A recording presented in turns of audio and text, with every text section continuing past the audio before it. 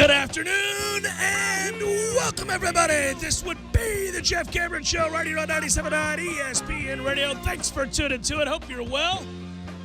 Fine Bowls Big Wednesday to you and yours. I'm Jeff. That's Tom. Tom looks like a biker today. He's got his sleeves rolled up. You start smoking cigarettes while we're doing the show. Just one sleeve rolled up. You might as well roll them both up now, partner. No. We're online, ESPNTallahassee.com. That's where you're going to listen live via the streaming free. Always don't miss anything. If you do miss something, as I said, 3 hours posted every day upon the conclusion of the show to iTunes and our own audio vault. You can email, if you like, JCS at 979ESPNradio.com. Find me on Twitter at JCameronShow. WTSM app, good for your mobile devices. And hello, YouTubers. Hello, Periscopers. Hope everybody is doing well. I feel great today. Good to be with you. Happy to be here. Let's go Noles. 5 o'clock today. Baseball game. We'll see. Last night, we had both the good and the bad. Well, first of all, on the diamond, we split with Jacksonville. That's not good. Got to get the win today. Secondly, though, I was so elated to watch the basketball last night, and both games turned out to be complete duds. Now, they get the do-over tonight. I'm looking forward to Boston and Milwaukee. Let's see if Milwaukee closes them out. I think they will. I think Boston's done. There's nothing left there. They've had no answer the last 3 games. That series started with a resounding message being shot across the bow there by Boston, and they were chirpy afterwards and feeling good about themselves. Milwaukee made one adjustment, and since that time, Boston's been ass, and they've been abused by Milwaukee. Good on you, Giannis. And then, of course, what you get tonight is 10:30, and you got to stay up. I stayed up last night. Games were terrible, but I switched over to the hockey, and, man, am I glad I did. First of all, Big Daddy Jay, with the help of, what did I call you? Fearders?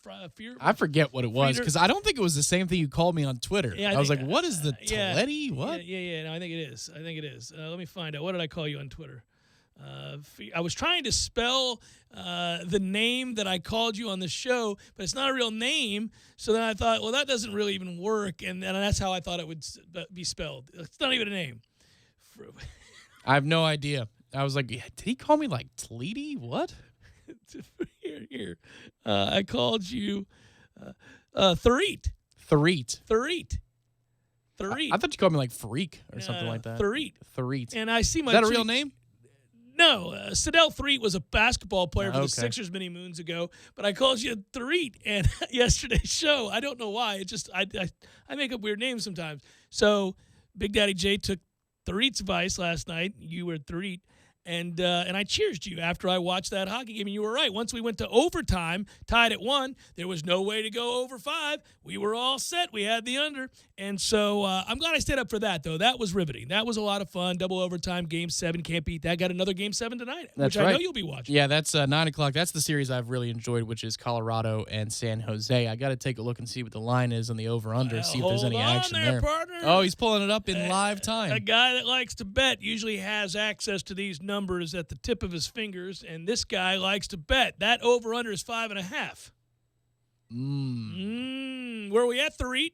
My instinct says to go over on that, but I'll have to take a look at the series numbers. San Jose given a goal and a half. Ooh. Well, but here's the problem, and this is where you worry, even though I took the under last night, because it's a Game 7 or an elimination game. When you have an empty net scenario, it can be doubled. Yeah. I mean, so the Lightning lost to Columbus. Yes, they did, all 4 times. Well, if it was 5-2 in Game 4. Yeah.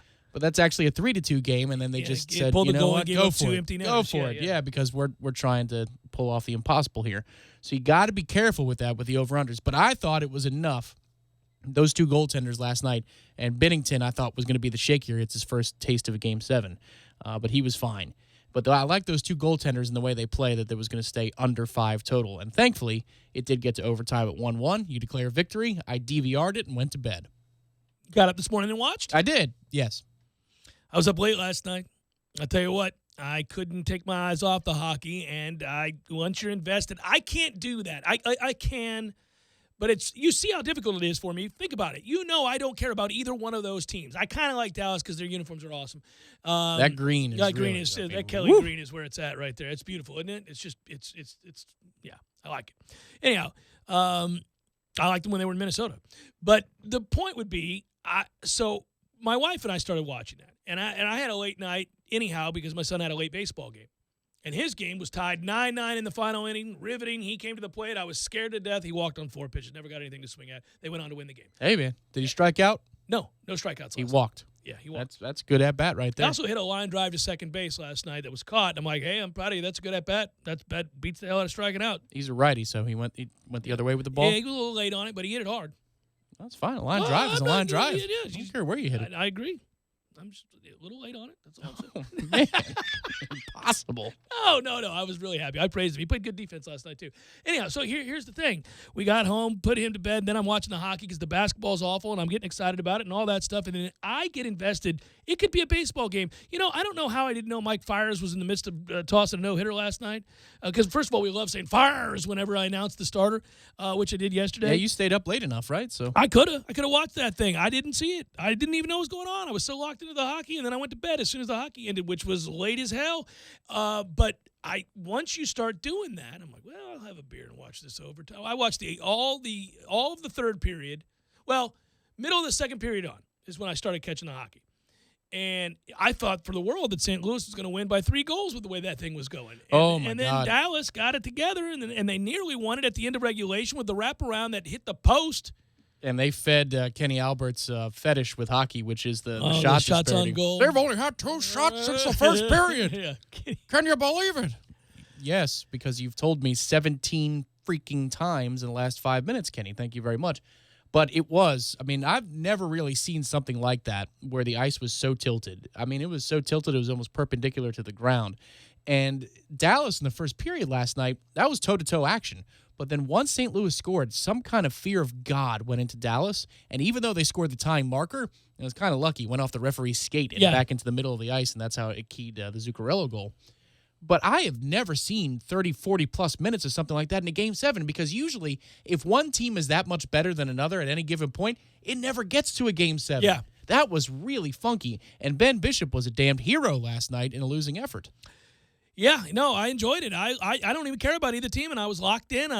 The drama sometimes carries the day, and, of course, the passion in playoff hockey it's so evident. Just player to player, coach to coach, fan to fan. It's so you can feel it. It emanates off the screen. And even my wife, who's like, why are we watching this? Because she's a Lightning fan. I said, because it's Game 7, NHL Stanley Cup playoffs. You can't beat this. So we're watching, and she goes, leave it on. This is good. I'm like, yes, they're skating fast. They're hitting hard. It matters. It's a good building, too. Yeah. St. Louis gets up for it. Get up for it. So it was a lot of fun. I enjoyed that. Stayed up, watched that, and exhausted currently. That's okay. We'll do it all again tonight. I couldn't believe it. So usually a wraparound is stopped because it's predictable. And you're laughing over there. You coughing? All right. Well, I didn't. I said wraparound. So hopefully that's Yeah, we're good. We're good. Okay. Sorry. It wasn't about the word wraparound? No. It was kind of a little bit of both. I thought of something funny, too. Sorry. All right. So Sometimes usually I just think funny things. A wraparound is so telegraphed that a goaltender gets there in that early to that position. He was so fast, though. It's so difficult to pull off because of the angle you have to skate at with the speed that you can't complete the move. But my man completed the move last night. I think it was Hintz. For Dallas, and he got rejected by the post. He was It was like Steph Curry in Houston in Game 3. You never see that where it actually squarely hits the post. It usually hits the side of the net or the goalie gets in the way. And Dallas almost snaked that thing with a minute to go in regulation. You could have gone to bed a lot earlier. I could have because I was watching when that happened, and I thought he was going to score. And right when the wraparound happened, I went, here we go. Oh, man, overtime. I got to stay up. And then because I know how these go. There's no guarantee anybody's scoring that next over. You're like, I'm in. I'll be here till 4 if we have to. Back when the Blackhawks won 3 in 6 years or whatever it was, they were forever going to overtime, double, triple, quadruple overtimes. It was insane. The note I saw was this is the first time since the 90s, maybe 96, 94, 96, since you've had 2 double overtime or longer Game 7s. So truly, people are on the edge of their seats wondering if they're going to play 2 or 3 days from now for the better part of 2 hours. It's crazy. So go back to this, the Fiers no-hitter, which is pretty cool. There are some amazing stats that surround this. And I just want to say that we're not going to hyper-focus on Mike Fiers' no-hitter, but I do like baseball, and the man did accomplish an amazing thing. He threw a no-hitter. But in this day and age, you don't see guys allowed to be allowed to finish very often anymore, especially when they're showing some signs of laboring. And he told his manager, Bob Melvin, I feel great. I understand it may not look like it right now. I'm missing a little bit here, and we got a base runner on and all that. But I feel great. Let me do this. And good on you, Bob Melvin. He said, all right, yeah, I'll leave you in. You got something going here. Go ahead. So 130-plus pitches later, he finished off the deal. But that is awesome.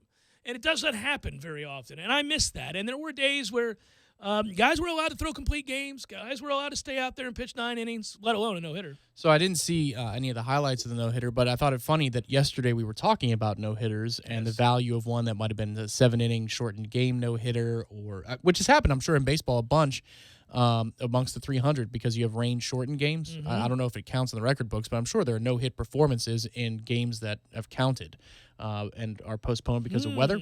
There has to be. I don't know. I mean, if you pitch a 5-inning game of no-hit baseball, did you pitch a no-hitter? Or did you, well, I mean, but if the game's final because it's... No, but I'm saying it finished through the 5th, and then it gets rained out. Do we credit people on the all-time list of no-hitters for pitching a 5-inning complete game? No-hitter? That technically has to be a no-hitter. I'm not counting it. Okay. I'm not counting it. You may have the ball in Canton. I'm not counting it. In Canton? Not Canton, sorry. In Cooperstown. Cooperstown. I'm thinking the NFL. Still, that's Hall of funny. Fame. Yeah, you could have the ball. That's in where it goes. Cooperstown. It goes to Canton instead. Send that baseball to Canton. What? Yep. Send it to Canton. It's not going to Cooperstown. So we were talking about it, and they said it was unconventional. I said, all right. So the first thing I did was I looked at the box score to see how many walks there were. And he only walked two. He just walked two. So I guess the unconventional thing was the pitch count that he threw 131 pitches or whatever. Yeah. He had 109 pitches through 7 innings. That's where I was talking about. And he was told by Bob Melvin that if he allowed another base runner, that was going to end his night, even if he still hadn't allowed a hit. No. I understand. I mean, you're thinking about the future. You're thinking about the rest of the season. You're thinking about the money invested in an asset. I got it, man. But there's some things that are just sacred. I'm sorry. I mean, I get it. If I'm a rookie and I throw hard and I'm at 140 pitches and we're in the 7th, you might go, dude, I'm going to have to take you out here. I can't. I'm responsible for this franchise and for where we go from here. Well, now it's your well-being if you're at 140 pitches. Right. You know, and it's because kids don't come up doing it anymore. That was not a big deal. You go back and look at pitch counts and box scores from back in the day, 70s and 80s, you'll find plenty of games in which people threw 140 pitches. It's just people don't go. People weren't even shocked. They're like, oh, long night, but got it done. You're not freaking out. Now, 130 anyhow, at least. It used to happen, but not anymore. You're right. So it did last night. That was a lot of fun, and I missed it. I didn't see it. I could have been watching. What are you looking up? I was looking up to see if MLB recognizes range-shortened no-hitters or not. Well, let's do it during the break. Jeff Cameron Show, 97.9 ESPN Radio.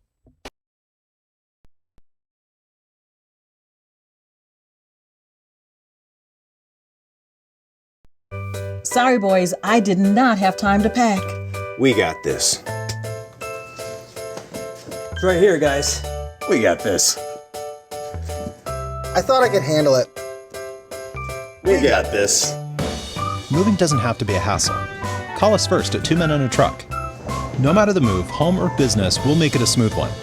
I forgot something. We got this.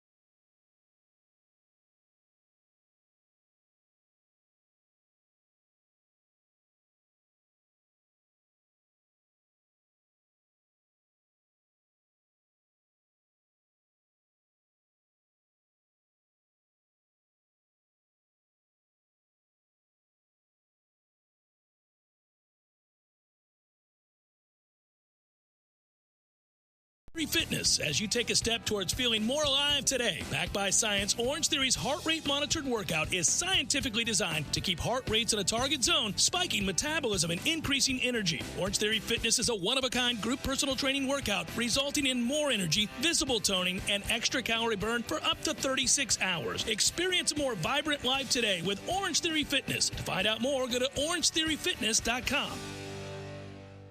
Cigars of Tally is your one-stop shop for everything cigars. With 2 convenient locations, Cigars of Tally is here to serve you. The 1401 Market Street location is right off I-10 and great for travelers and after-work stops. The Midtown location, Cigars of Tally Lounge and Bar at 926 North Monroe Street, is great for those winding down from a long day. With the largest humidor in town, affordable cigar lockers, a large covered patio, and private conference rooms, there's something for everyone to enjoy. Cigars of Tally, open 7 days a week. Need cigars? Get your ash in here. There ain't no heating and air conditioning, keeping you comfortable is what Barry does best. Now you can quickly and easily schedule an appointment or pay your bill from your mobile device. This spring, turn to the experts at Carrier. Learn more about great rebates and 0% financing for up to 60 months. Online at baranoac.com. Florida license number CAC 057652. There ain't no heating and air conditioning. Hey, I'm Jeff Doxey, Realtor for Capital Property Consultants, representing Premier Fine Homes. If you're thinking of owning your own brand new Premier home, call or text me at 850-545-4747 or email me, jeffdoxey1@gmail.com. You say where, I'll be there. Your Canopy Connection. Yuengling Golden Pilsner, a highly sessionable beer, golden in both name and color. Yuengling Golden Pilsner is the perfect balance of hop and malt character for crisp and smooth thirst-quenching refreshment. Cheer for your garnet and gold with Yuengling Golden Pilsner. Yuengling, brewing good times for 190 years. Must be 21 or older. Please drink responsibly. A message from local beverage distributor Triangle Sales. This is the Dan Le Batard Show on ESPN Radio. Paul George played perfect defense. All right. Paul George was already jumping before Lillard was jumping on the jump shot. Perfect defense blocks the shot. No, I'm saying there is no way to block it, is what I'm saying. There is no human being alive that's ever played the game that could have blocked that shot. There is if that person's playing perfect defense. That's perfect defense. I'm just saying he played good defense, very good defense. Go back and look at it in slow motion. Paul George is moving toward the basketball long before Damian Lillard is leaving the ground for the jump shot. He gave Damian Lillard an inch, Dan, and I'm telling you, you don't give an assassin an inch because you know what that assassin will do? He'll take a mile. Perfect defense is blocking the shot, and it was very, very good defense. The offense was just a little bit better. The offense was actually perfect, and you got to match perfection with perfection. Very good defense, perfect offense wins. The Dan Le Batard Show, weekdays at 10 a.m. on 97.9 ESPN Radio. This is the Jeff Cameron Show on 97.9 ESPN Radio.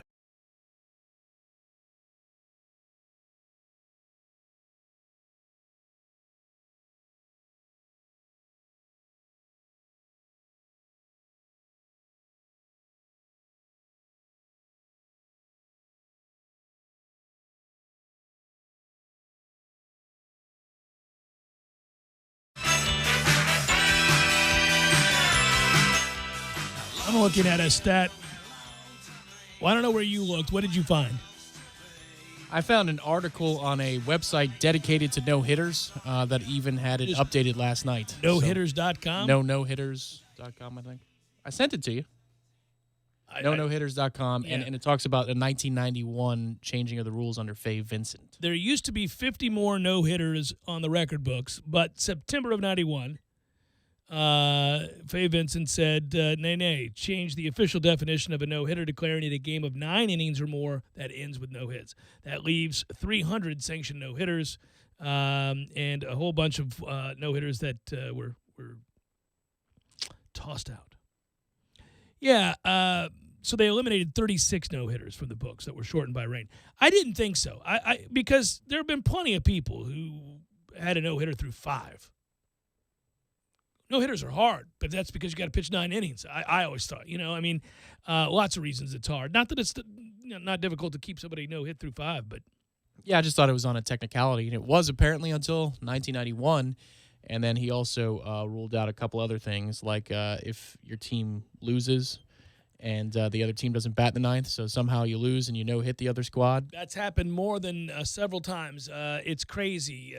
You walk a guy, he steals second. There's a bunt, you move him over to third, sack fly, 1-0. Nobody scores. You gave up no hits. You lose the game. And then this one, too, if you give up a hit in extra innings, even though you went 9. And I did not realize that Pedro Martinez was perfect through 9 innings. That's correct. In 1995, he had a perfect 9 innings.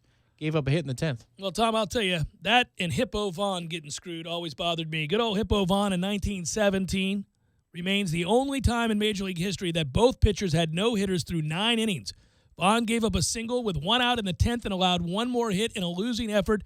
The Reds' Fred Toney is credited with the no-hitter, completing the accomplishment in 10 innings. But there's poor Hippo Vaughn. Wow. Not only losing the game, but also getting no credit for the 9 innings of no-hit baseball. But think about it. If you're Pedro, you throw a perfect game through 9 innings and you guys can't score a run for me.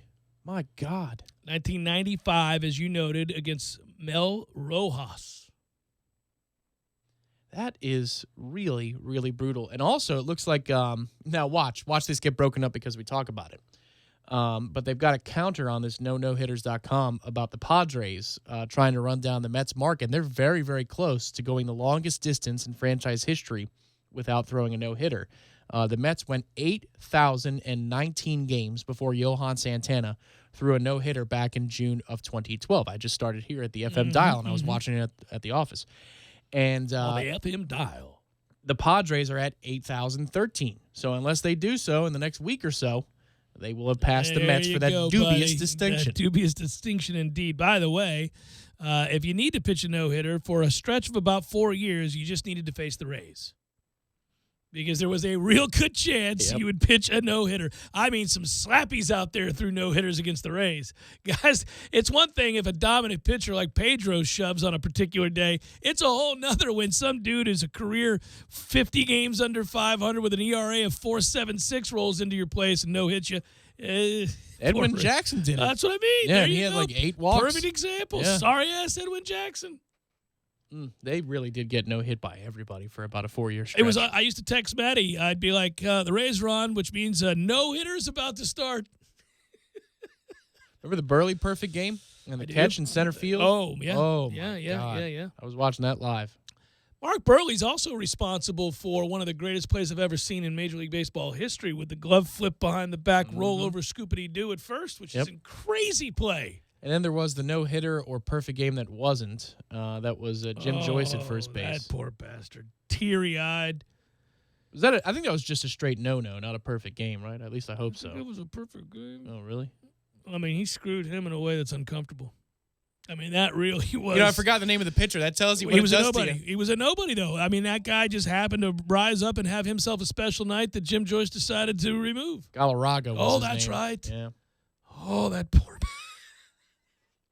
I felt awful for him. Hey, but that kid handled it with class. It was a perfect game. Yeah. Oh, my God. Yeah. Armando Galarraga. Armando, sorry-ass He was Galarraga. covering first base. Oh, my God.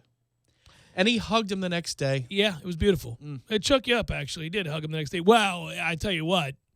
You talk about one of the things that frustrates all of us is we live in a culture where people will not take responsibility for mistakes and own up to it and say, hey, made a mistake, sorry about that, or whatever it might be. But my man was the opposite of that. He walked out there before the mics and said, I blew it. I absolutely feel awful for that kid.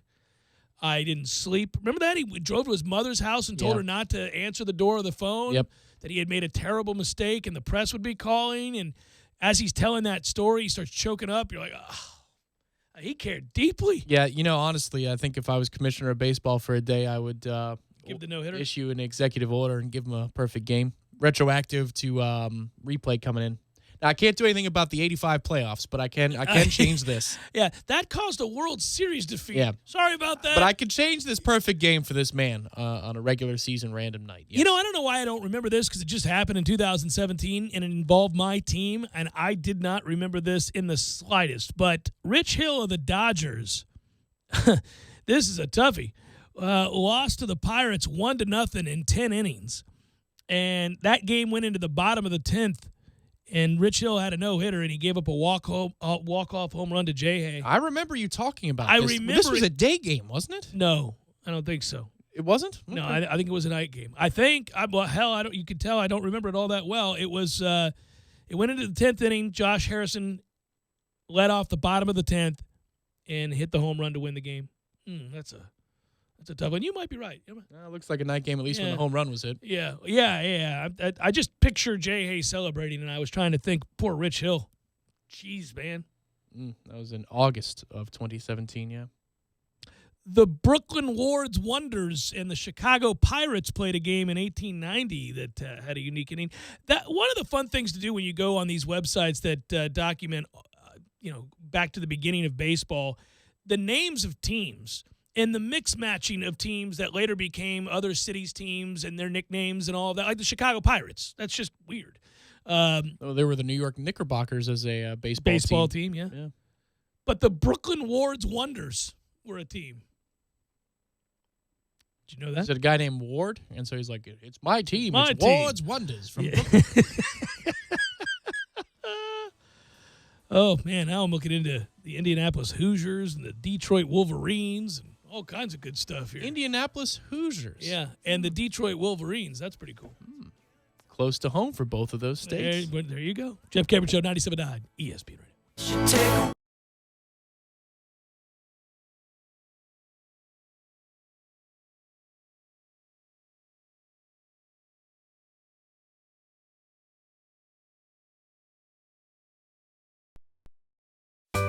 Sorry, boys, I did not have time to pack. We got this. It's right here, guys. We got this.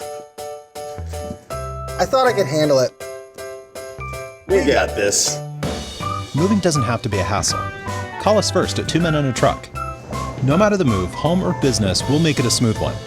I forgot something. We got this.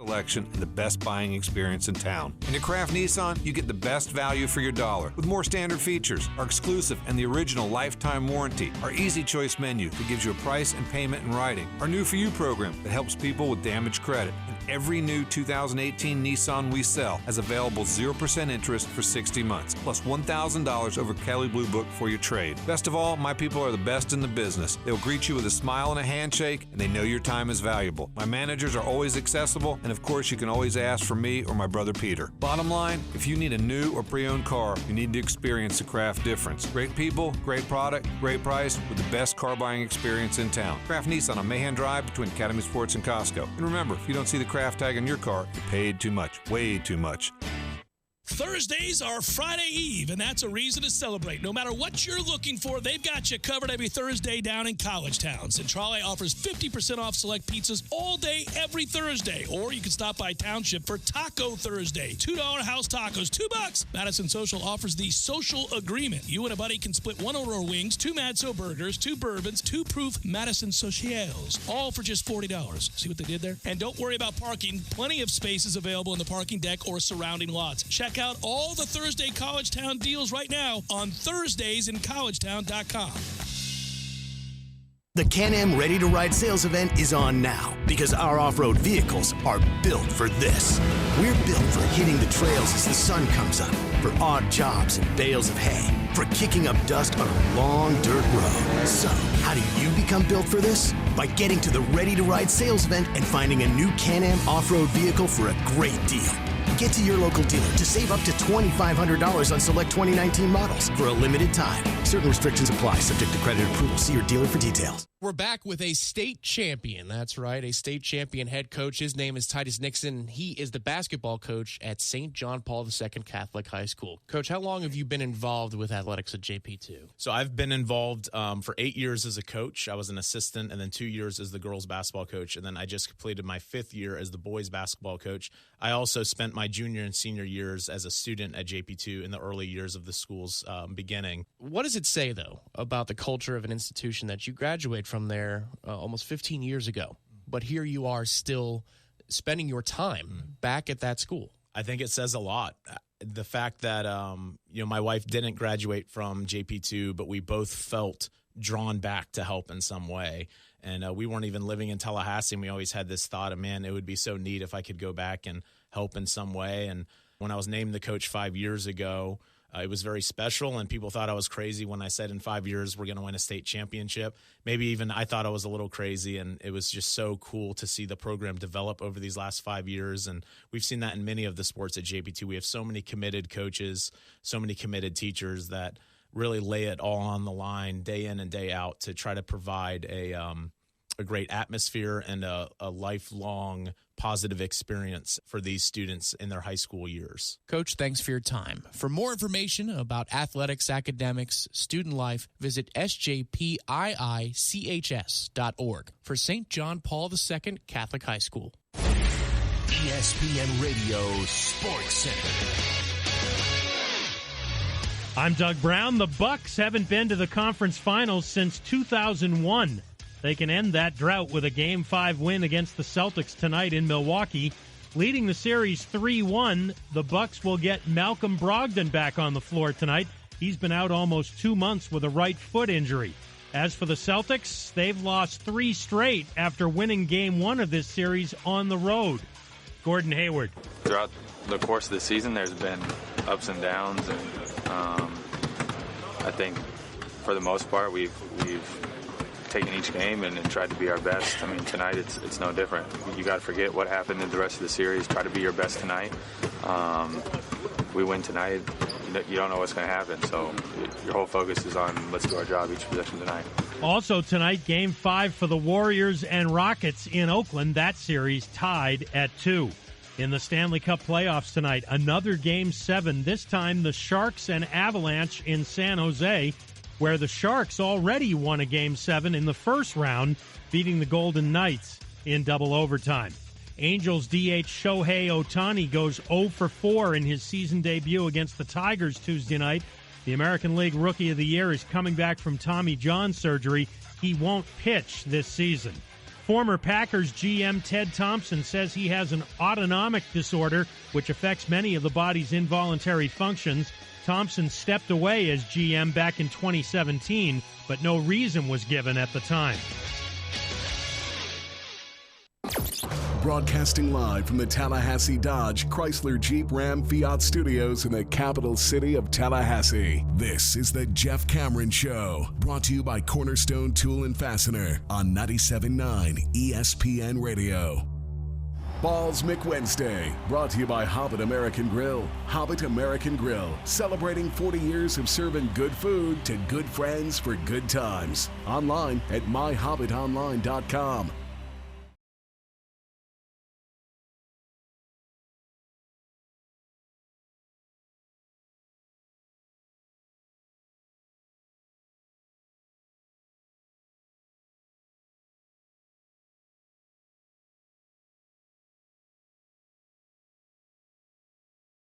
Stories here. One involves Florida State, and a reminder of,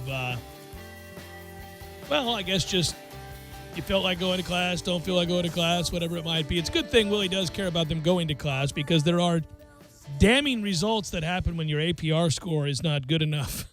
Like you don't get to go to bowls, even if you're eligible, and things like that.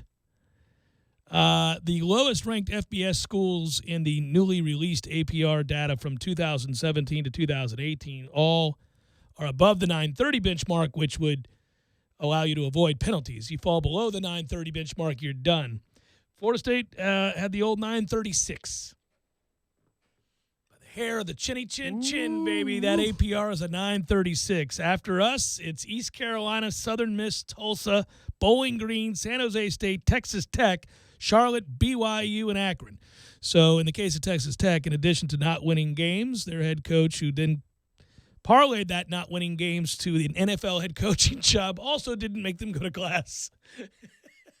A sparkling APR, though, for men's basketball. I saw a screenshot on Twitter of what Leonard Hamilton has done for the athletic department to bring up our athletic department's average and then also just bolster the basketball program. In his middle years, there was a decline, as I think they were in transition of what they wanted to do. But if you look at the last 5 years, this is from 2013, 2014 to present day, or at least the most recent year. And it is 970, 978, 973, 978, and 989 this past year. There it is, buddy. There it is. Well, you never have to worry about the basketball team. I mean, just about anything. You can look at the, yes, they They had don't 1 get year. they don't get in trouble. They had a 926 in 2009, 2010. Yeah. That's it. They don't get in trouble. They go to class, and they win a hell of a lot of basketball games. Like 29 of them last year. It's just awesome. It's just awesome. Having said all of that, you also see then maybe one of the reasons that cleaning house would have been difficult for Coach Taggart. Right. Like, you want to say goodbye to some guys, but we could have a problem. you know, if when we that. do win 6 games, we're Yeah. probably going to need the Yeah. APR score to be there so we can actually go play in the bowl. Does make sense. Yeah. I mean, I was in favor of going scorched earth if you could go scorched earth, but, you know. That would be interesting to get, at least even if it's off the record so we can have the context. But how close are we? Like, are we in trouble because of the trailing effect? I mean, this wasn't his. Well, they're all going now. I remember the one of the first achievements that Willie, could mark on the ledger was that, didn't they have, I think that first semester, The GPA. the highest GPA that the football team, collective GPA that the football team had in like 10 years? Right, but in the case of, do we have the point any is guys they're that going to class now. Right, but do we have any guys dismissed or anything like that might hurt the? I don't think so. What's DeAndre's status? Is he, still going to school, and would that hurt our? He's going to be APR? playing football somewhere this year. He's, I don't know how it works. Yeah. There's a story that has nothing to do with Florida State's situation, but it seems like one of these kinds of stories crop up once every 7 years. This one has a happy ending, so I don't mind going there. Otherwise, I'd say, this too, I can add this to the list of injuries where you go, ooh, I don't know, high on the list. But this happens a lot, and I would think there would be a way that we could avoid this, that we'd stop doing this. But so far, I don't think I've gone a 5-year or 8-year stretch at least where it hasn't happened. One of the fastest freshmen in the country is at the University of Georgia. He accidentally was impaled on a javelin today. That's a toughie. Woo! Oh! That story is crazy. Oh, my goodness gracious. So here's how it reads. A University of Georgia sprinter from Covington was impaled while he was running a drill Tuesday afternoon, according to that student's mother. Elijah Godwin, a freshman sprinter on the team, was doing a backwards sprint drill on the infield, and somebody chucked a javelin through his chest. Well, his back and then out of his chest. Yes. What a sight that is. My goodness gracious. A statement from the university said the javelin was sticking out of the field at an angle, so it wasn't chucked at all. The javelin was at an angle for some reason and kind of jutted up. He was running backwards, and it went a little bit like Braveheart. Hold. It went through Elijah's back and then punctured his lung. He fell to the ground as this jutted out through him. Holy cow. It did not give. He gave.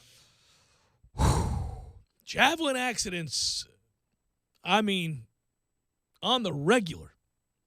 We got to get the javelin throwers and those with javelins in their midst much further away from our runners. I know there's a YouTube video of somebody running in a javelin just going through their bicep. Through the bicep? Yeah, I'm pretty sure I've seen God. it. I don't know if it's on YouTube anymore, but they might have removed it. But there was an incident like 10 years ago where somebody's just running and the javelin goes rocketing through their right arm.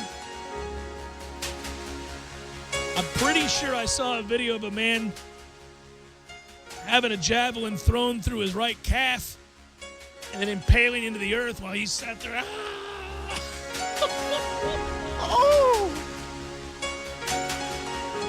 So, punctured lung, he goes to the ground. The emergency Well, the police are called and emergency services are rendered. He is rushed to the hospital.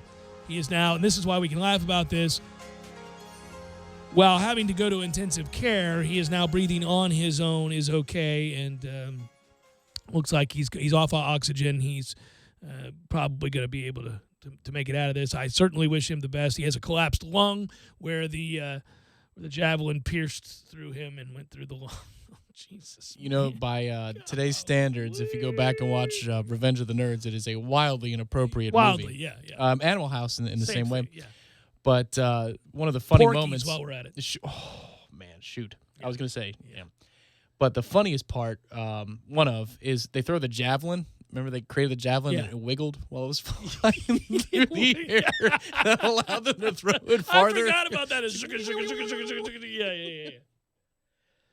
Man, I'm serious. I think there's probably, since I've been on the air, 5 to 7 javelin incidents where somebody, some of them are in foreign countries. It's happened in Europe before where I've seen a video where, there's a lot going on, man, at a meet, and somebody just decides it's their turn to throw the javelin, and homeboy. There was one where an official was going to measure the previous throw. That was the one that made me laugh the hardest. This old-ass official with a jacket on in an outdoor meet going out there to measure the previous distance of the javelin just thrown. Somebody got a little premature with their javelin throw. He wasn't out of the way yet. Whoosh, threw that sucker in the air right through the shoulder. Tony! Heads up! I'll be done in a minute. Hang on. You're done now. Yeah, that's in golf, you yell 4. But that's a golf ball, can do some damage. Probably not going to die. It's going to sting. Yeah. You could die. It'd be close. You could My die. buddy hit an old man in the chest. You told me, yeah. I mean, that's not a good thing. It can hurt. But a javelin is going to do a far cry more damage. Yeah. I mean, look how high they throw javelins. How far? You know what they need to combine is 2 Cameron Show favorites, javelin throw and hot air balloon, Oh, taking them down. It could be take down the hot air balloon, or some deviant is chucking javelins from a hot air balloon down to the ground. One of my favorite things now is to go and watch the slow motion videos on the pitch when somebody gets into one and kicks it over the net and it's not even close, and somebody's just like talking to the person next to them, just right in the face, beer goes spilling everywhere, like. I love those Heads videos. up. Oh, I love those Yeah, because videos. you get to see the cut of the ball. Yeah, you see the it's like cut. You see spinning how around. beautiful it is. Yeah. You're like, oh, that's going right. She doesn't have any idea. She's just chit-chatting with Mary next to her. Bam! Did you hear? Okay, so I think you said you watched the game last night, third period. Yeah, I watched the third period. All of it. So Pierre was talking, doing some analysis after a whistle, and I think it was the first. And he's like, no, that's what they need to do with the blue. Oh. A man just got hit with a puck behind me. I think he's going to be okay. He's going to be okay. But he couldn't contain himself. He's Well, wearing a puck is no joke. I mean, that's a. Well, you saw the super slow-mo, the one going by his face, right? Have you seen the GIF of that? It goes whistling right by his face. And what's so funny is that he doesn't even realize it until it's well past him. Yes. And then he just felt that breeze. It shows you reaction time. Yeah. It just shows you. Well, you saw the HBO special on how impossible it is to move in certain situations, depending on the distance, obviously, from a foul ball in some of these places. I can't believe that there haven't been more deaths. There have been plenty of injuries and some deaths. Now they have the screens where, really can't. But that when they did that experiment where they were showing people, like, this is how fast it comes. And you see it hits, and they're just still staring straight ahead, and then they're, like, no, man, your face is fractured. It is over. Remember the beer vendor at Citi Field? Still one of my favorites. We had a promo from that. We did. That guy, he wore it. That's like actually a best of segment. Well, he wore it like a champion. That was one of the funniest things I've ever seen because it hit him in like the ass or whatever, the belly, or was it? Did he get hit in the boys? I don't think so. I think it was just next to the. He's like, ooh. I'll find out in July when we throw these best ofs on. One of my favorites. Hey, by the way, the ribbon on that story is this. It went through Elijah's back, punctured the lung. Bad news. Teammates ran over to try to help him out. They saw the piece of the javelin jutting through. They were able to pull that back out. They put some gauze. They put some gauze on that. Guys, wait. We got to get it out, Elijah. 2, no, wait. They put some gauze on it, Tom. Thank goodness for the gauze. Fellas, can you get this javelin out of my back? Anybody got any salve?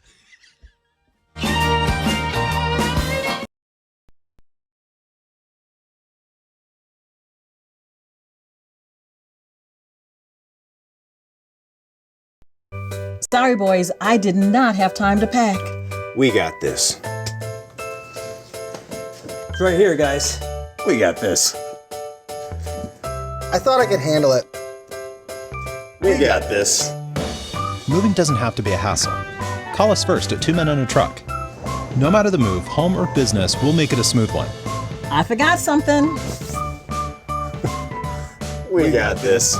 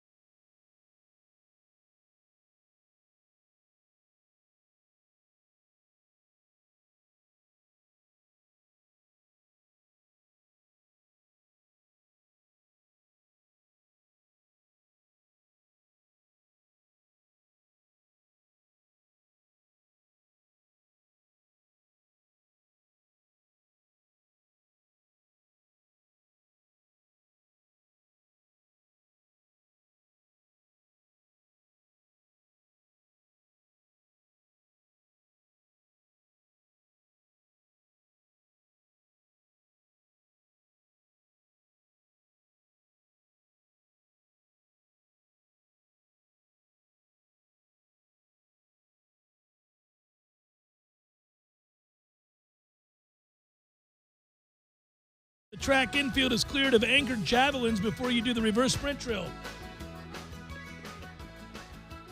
Yes, the old saying. Indeed, he must have slipped his memory. I knew I should have checked for anchored javelins. Ow, ow, ow! What the hell? you know, you probably never want to whoop somebody's ass more than after you've run into an anchored javelin that wasn't put away properly.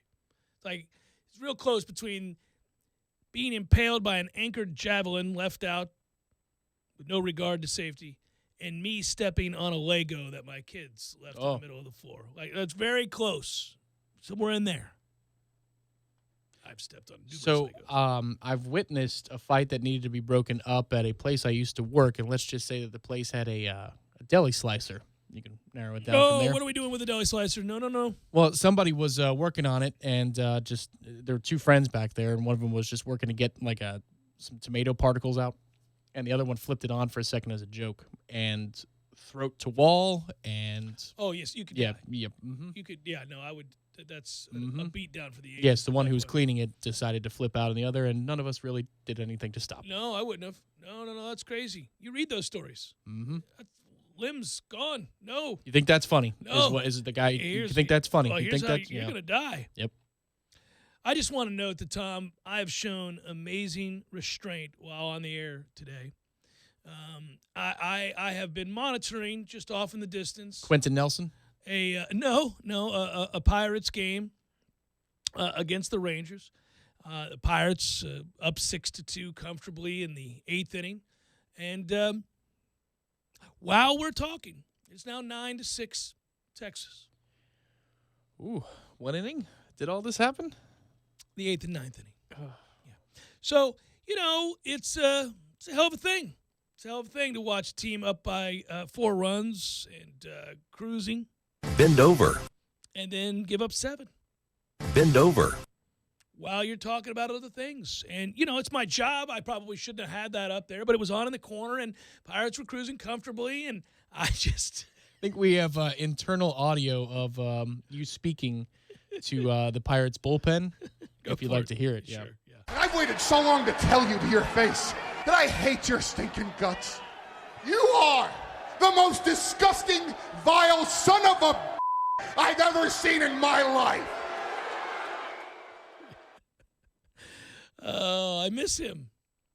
I know. Is he done? I don't know. Matthew would know that. Is he gone? Is he dead? What's he doing? No, he's not watching it anymore either. They're in Vegas apparently. I've never together. seen. It's like two sports, and that's not a sport. That's entertainment. But I've never seen anything come and go. Sports entertainment. The meteoric rise and fall of things, and they're really seemingly on the same level because when they're popular, they are through the roof popular. When they're not popular, you forgot they exist altogether, and that's wrestling, professional wrestling, the WWE as it is, and NASCAR. Those two things, side by side, when they rise into popular culture and they come and go, they ebb and flow. It's weird. Throughout the times that I've been doing this, there are pockets where they are both wildly popular, much to the chagrin of those that are a little bit more refined, obviously, and then times where that you forgot they existed. You're like, what happened to that? That was a big thing for a while there, where even people you wouldn't have suspected wanted to watch that, you know? I mean... So Jamie had gotten into the WWE a couple of years ago. It had like a mini little blip on the radar where it was popular, and so she was watching it. And I'd gotten WWE Network the 30-day trial so I could watch WrestleMania. There were a couple matches that were of note. And anytime Shane McMahon is wrestling, quote-unquote, I want to see that because there's going to be some crazy Daredevil live stunt. And there was again this year. But now that I have the trial, I've gone back and found old school pay-per-views from the Attitude Era days in the 90s, and I've put these pay-per-views on the weekend, just having the background. And some of them are hilarious. Like the B or C level matches are great, Yeah, and the insane, side stories are way too raunchy for today's WWE. The old WWF was nuts. But she goes, "Wow, this was awesome." I was yes. It's not. It's objectively true how much more awesome it was 20 years ago than now. I will tell you, you can never get it back. I mean, it's got no place. It's done. It's got to be on HBO or something. Well, but there's a problem with that because while we make advancements and that's great, and certainly we don't want to go back to the way things were. I hate when people say that. But you know, at the same time, part of the fun of that level of crass entertainment is that it's indeed crass, that it is supposed to be over the top absurd. And it is also calling attention in its own weird way. Right. It's like the joke you make that is intentionally whatever it might be to cast a light on how ridiculous that thought process is. All the while they're abusing the talent as a wrestling industry. So there's a lot of layers to it. And getting really rich off of doing so. Hour number 2 forthcoming. Stay with.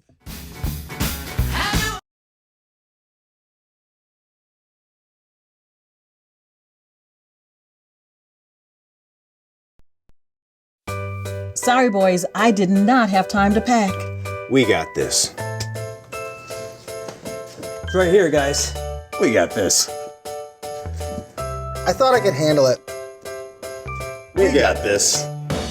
Moving doesn't have to be a hassle. Call us first at 2 Men and a Truck.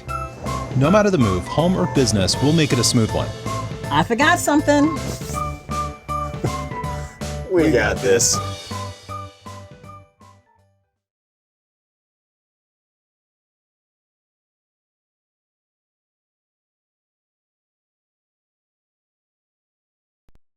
I'm asking you to give us a call today for your free consultation. Let my company guide you through the process to get your home back to normal.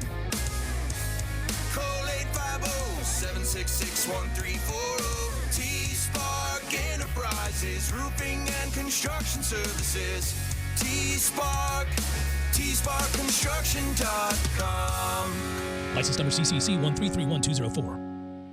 It's back. The 11th annual Bass Pro Shops Tracker Boating Center Red Trout Shootout Fishing Tournament, presented by United Rentals on May 18th. This year, compete for a guaranteed purse of over $10,000 paid out in cash to the top 10 teams weighing in the heaviest combined weight of 1 redfish and 1 sea trout. Get registered today by stopping in at Bass Pro Shops or log on to redtroutshootout.com. Save $20 per angler if you register by May 12th. It's the Bass Pro Shops Tracker Boating Center Red Trout Shootout on May 18th. Every day, vegetables are ripped from the earth, sliced, diced, even something called julienne. But for just $5 a day, you can help. Get 2 Hardee's Original Roast Beef Sandwiches for just $5. Slow-cooked beef, hand-dipped in rich au jus, each prepared without harming a single vegetable. So come to Hardee's, get 2 Original Roast Beef Sandwiches, and save the veggies. Hardee's, because it tastes better. Available for a limited time after regular breakfast hours at participating restaurants. Tax not included. Price and participation may vary. Tee it up at the Edwin Watts Golf Outdoor Demo Day this Friday, May 10th from 11 till 4 at the Southwood Golf Club with exclusive Demo Day savings. Get custom fit by vendor reps from Ping, Callaway, Mizuno, Cobra, TaylorMade, Titleist, Srixon, Cleveland, Wilson, and more. Trade in your old clubs and get a 50% bonus trade-in value towards your new Titleist TS2 and TS3 driver purchase. Some manufacturer restrictions may apply. While you're there, register to win great prizes. Don't miss the Edwin Watts Golf Outdoor Demo Day this Saturday from 11 till 4 at the Southwood Golf Club. Edwin Watts, home of the 90-day satisfaction guarantee. The Jeff Cameron Show podcast, available on demand at ESPNTallahassee.com and on iTunes today. The Jeff Cameron Show podcast is brought to you by Garnet and Gold of Tallahassee. When you buy FSU apparel, support local business. GarnetandGold.com. It's back. The 11th annual Bass Pro Shops Tracker Boating Center Red Trout Shootout Fishing Tournament, presented by United Rentals on May 18th. This year, compete for a guaranteed purse of over $10,000 paid out in cash to the top 10 teams weighing in the heaviest combined weight of 1 redfish and 1 sea trout. Get registered today by stopping in at Bass Pro Shops or log on to redtroutshootout.com. Save $20 per angler if you register by May 12th. It's the Bass Pro Shops Tracker Boating Center Red Trout Shootout on May 18th. Driving every day from the Tallahassee Dodge Chrysler Jeep Ram Fiat Studios. This is 97.9 ESPN Radio, WTSM, Woodville, Thomasville, Tallahassee. ESPN Radio Sports Center. I'm Doug Brown. The Bucks haven't been to the conference finals since 2001. They can end that drought with a Game 5 win against the Celtics tonight in Milwaukee. Leading the series 3-1, the Bucks will get Malcolm Brogdon back on the floor tonight. He's been out almost 2 months with a right foot injury. As for the Celtics, they've lost 3 straight after winning Game 1 of this series on the road. Gordon Hayward. Throughout the course of the season, there's been ups and downs, and I think for the most part, we've taken each game and tried to be our best. I mean, tonight it's no different. You got to forget what happened in the rest of the series. Try to be your best tonight. We win tonight. you don't know what's going to happen. So your whole focus is on let's do our job each possession tonight. Also tonight, Game 5 for the Warriors and Rockets in Oakland. That series tied at 2. In the Stanley Cup playoffs tonight, another Game 7. This time the Sharks and Avalanche in San Jose, where the Sharks already won a Game 7 in the first round, beating the Golden Knights in double overtime. Angels DH Shohei Ohtani goes 0 for 4 in his season debut against the Tigers Tuesday night. The American League Rookie of the Year is coming back from Tommy John surgery. He won't pitch this season. Former Packers GM Ted Thompson says he has an autonomic disorder which affects many of the body's involuntary functions. Thompson stepped away as GM back in 2017, but no reason was given at the time. Broadcasting live from the Tallahassee Dodge Chrysler Jeep Ram Fiat Studios in the capital city of Tallahassee. This is the Jeff Cameron Show, brought to you by Cornerstone Tool and Fastener on 97.9 ESPN Radio. Balls McWednesday, brought to you by Hobbit American Grill. Hobbit American Grill, celebrating 40 years of serving good food to good friends for good times. Online at myhobbitonline.com.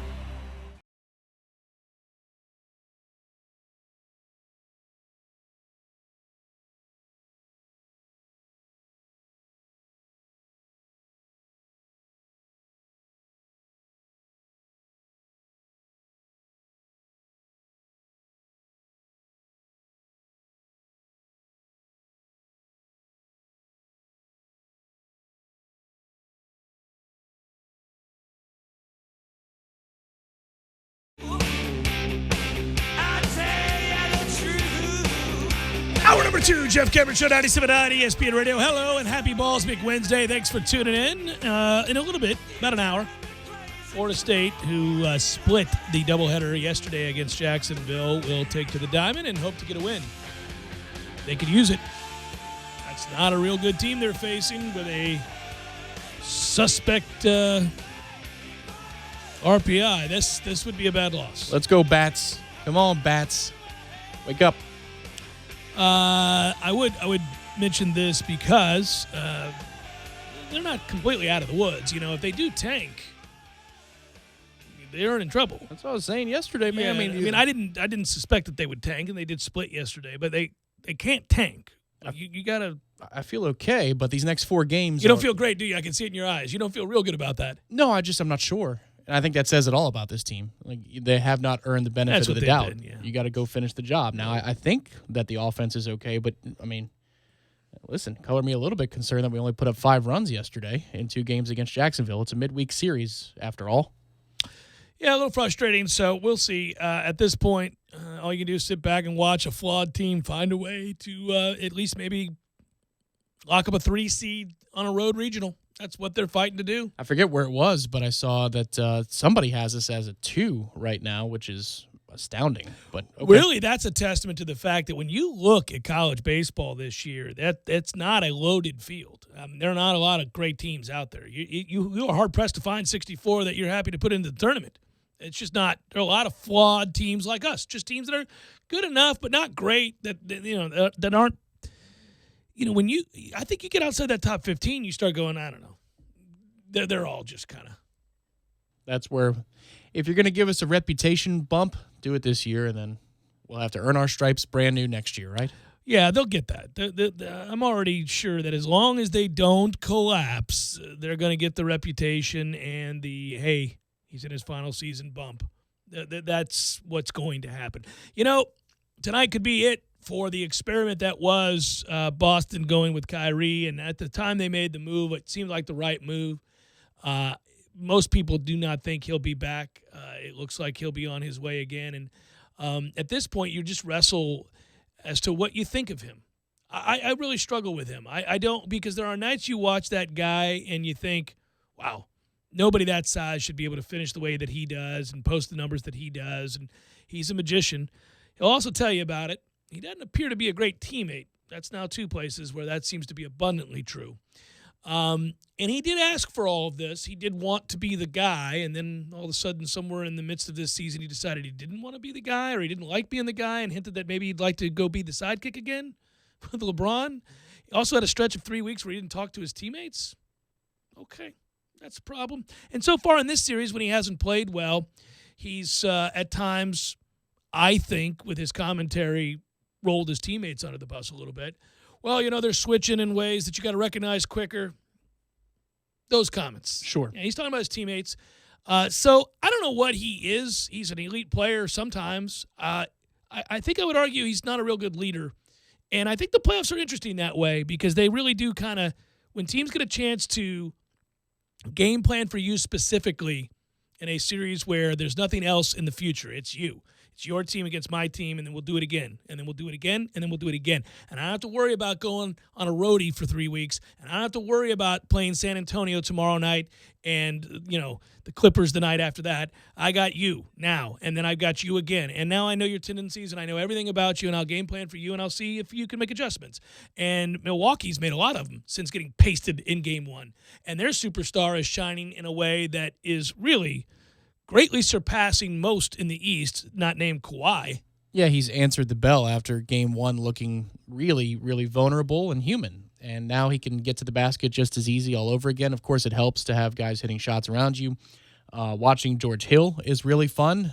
He's got the turbo back in his step. There are a couple of plays he's made in this series where he gets to the basket with incredible speed, and you go, whew, still got that in you, do you? That's good enough to help for a win in a series, like 1, which is all you need is 4.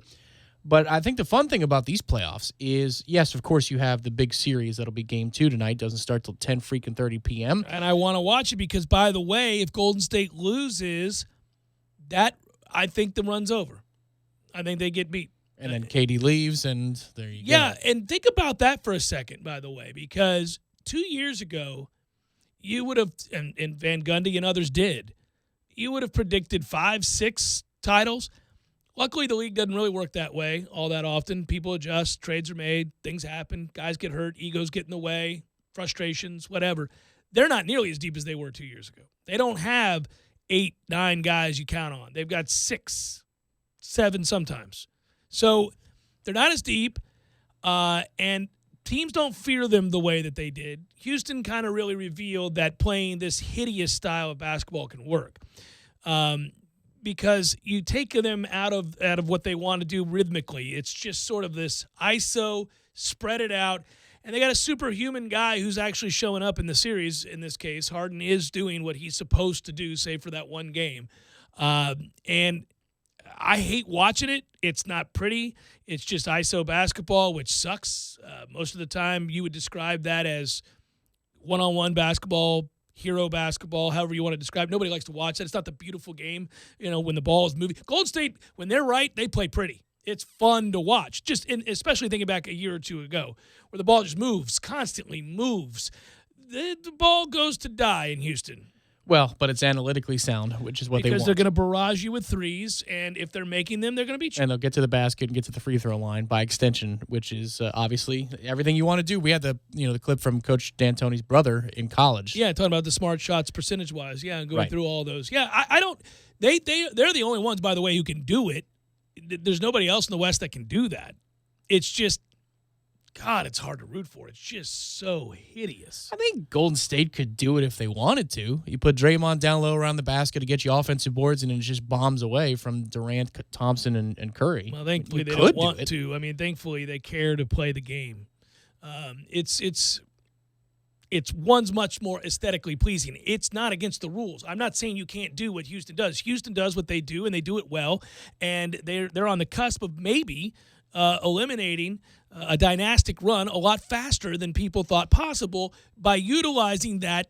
Listen, they understand. Houston figured out they're not as good player for player as Golden State. They're not. Nobody is. So how do I offset that? Well, we spread everybody out. We ISO this thing and hope like hell we make a gazillion threes. And we'll outdo you. And it works sometimes. Well, yeah, not even a gazillion in the sense that, it's for percentage. You're just for quantity. You're shooting up enough that you hope you make enough to get the job done. But I think the cool thing about it is while you do have that series, this year's NBA playoffs, devoid of LeBron in the East, and that has a huge part to do with it, but you can evaluate other players for who they are instead of who they are in the shadow of LeBron James, who will always be in the finals from the Eastern Conference. So you can look at Kyrie Irving for what he actually is, or Kawhi in this case because he's out there in Toronto for a year. Or you could look at Giannis. I mean, you're allowed to look at them for the stars they are without saying, well, but of course it doesn't matter because they're not going to the finals anyway. So that's the fun part, I think, about this year's playoffs. I've enjoyed it immensely, and I have, I waited till postseason started to get really all in. I watch casually like anybody who's a fan of sports, and in my case, who has to talk about it. I know the principal players. I understand what they do. I check in from time to time at the analytics just to see what a team is or is not. If there's something that is maybe taking hold of the league that's new, something that is, and what's happened with the modern NBA, a lot of things that you knew to be true just 10 years ago are now not. The game's played differently. So you do that, and I certainly had it in my head at the start of this season, just like most people, that, well, everybody was playing for second because Golden State is still that team. And they very well may still be, because I think certainly if they get past this series, say they win tonight and go up 3-2 and win this thing in 7, I think they're going to win it all. And I think this is the NBA Finals, the de facto NBA Finals right now. But, well, I mean, I think. But I do like that it's a little more interesting than I would have suspected. And I would argue that, there are teams that could make it competitive. Denver probably won't, but no, still. I mean, who in the East are you going to pick to beat Golden State? If Golden State gets there, Giannis can't beat Milwaukee's the best suitor just because of the way they can play defense. Yeah. Okay.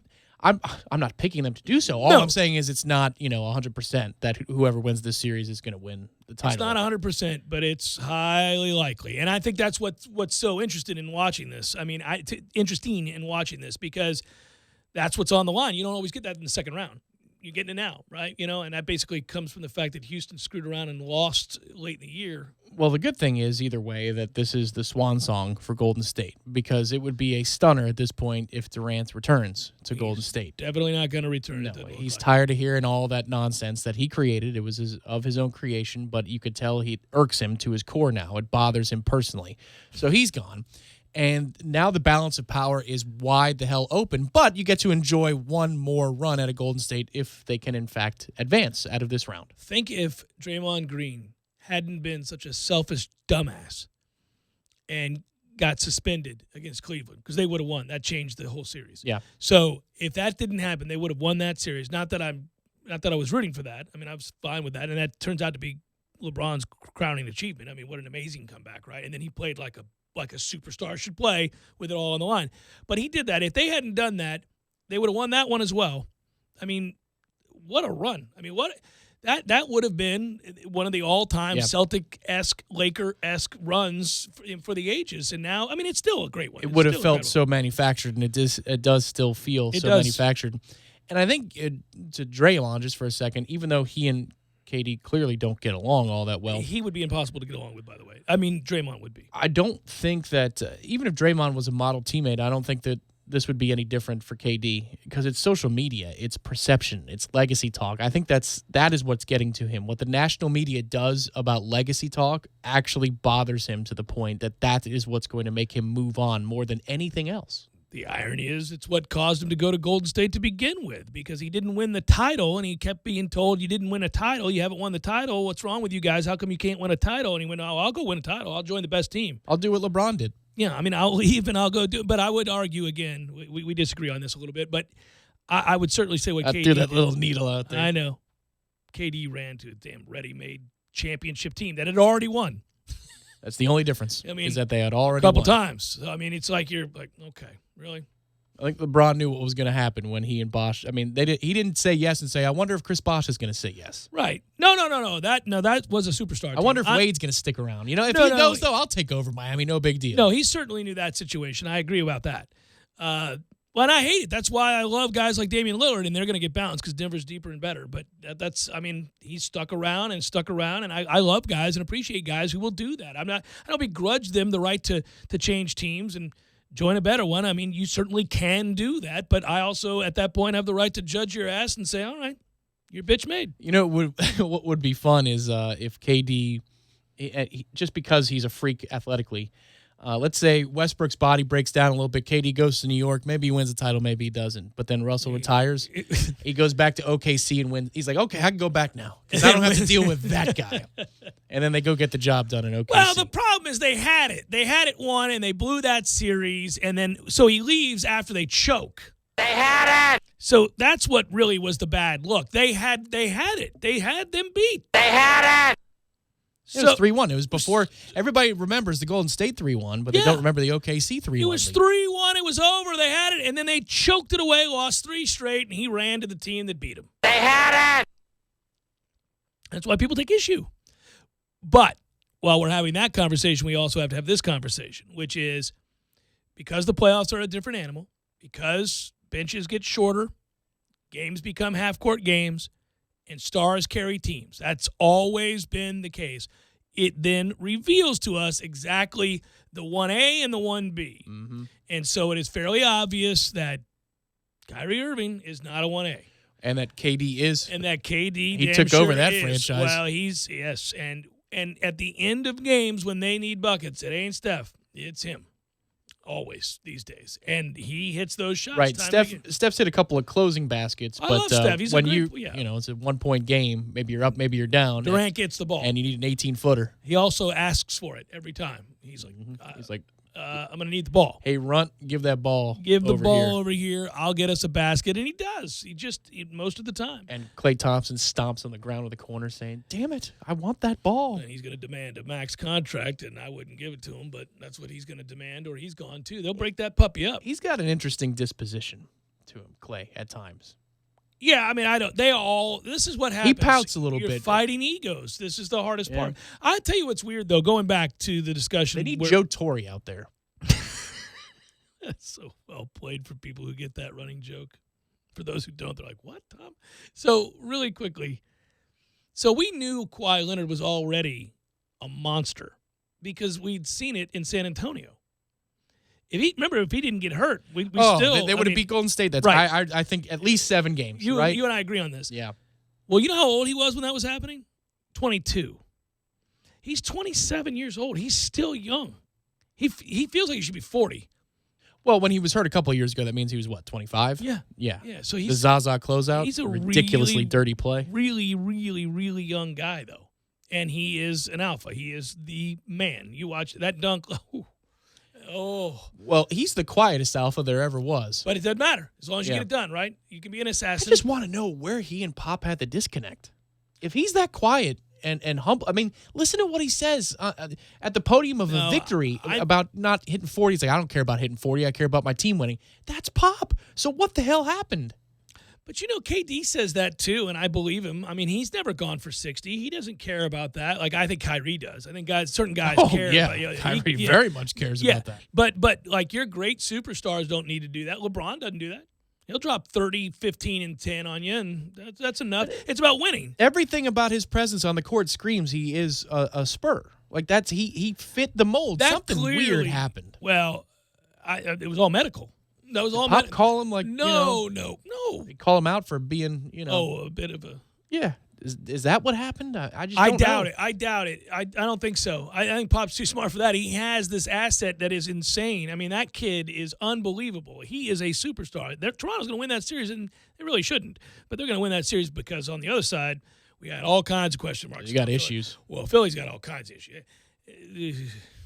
I don't know what they do. Well, it's an interesting first quarter. Right, when they go back to Philly for Game 6, because that place can turn on you quickly. Does Boston give Milwaukee a game tonight? That's in Milwaukee. I don't think so. I think this is over. They're ready to leave. I hate saying this too much, but I really think early on you'll have an idea of whether or not they care to be there. I think they might come out and jump out to a quick lead, go up 6 or 8 early because they have to. They have no choice but to do so. That's just the weirdest team. To listen to them, we were playing the Gordon Hayward clip a moment ago, and you could just hear he has to give an answer, so he's trapped in that situation where they're talking to him about what's going on. They clobber Milwaukee in Game 1. They look like they have all the answers. Of course, they just played him a year ago. Some different personnel, I know, but they just played him a year ago. And so, you've got the coach, right? Everybody, it looks like Boston is going to do the number on Milwaukee, and then all of a sudden, it's 3-1 Milwaukee. And really, Kyrie's not playing well. And Gordon Hayward, I mean, what happened? And Tatum has fallen way off. What happened to these guys? But in a way, it's like the same point as I'm making about Philadelphia is when you play in a market like Boston or Philly, I don't know that you want to be in front of the home crowd when they're pissed off at you. So Philly's returning home for an elimination game, and let's say they lay an egg in the first quarter. Those fans aren't going to hold back. You're going to hear the groaning all damn night, and it feeds on itself. Whereas at least Boston in this situation might be on the road against a timid Milwaukee team who maybe they're a little bit nervous coming out the gate, and Boston is allowed to get in a groove because they're not worried about pleasing people. They're worried about just circling the wagons. Here's why I don't think that's going to happen. I don't think they like Kyrie. I don't think any of those players care to play for that dude. He's not the leader. They don't care about him. They don't. Well, this is a Brad Stevens game. You got to have that superior coach. But I think Brad Stevens is left wondering, what do I do? The guy that has got to be the guy. Nobody likes him. He's made it readily apparent he doesn't really want to be here anymore. And what are we playing for? A berth in the Eastern Conference Finals, man. You're 2 wins away. Wow. So think about the fool's gold that was last year, man.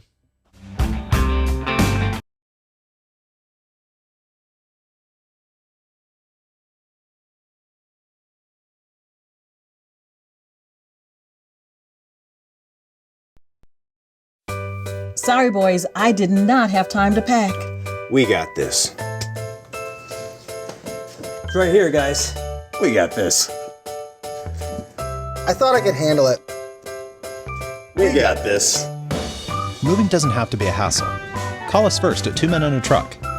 No matter the move, home or business, we'll make it a smooth one. I forgot something. We got this. What a deck. What a deck indeed. I hear that a lot. You know, I remember, what was it, mid-90s you opened up? Place was so small.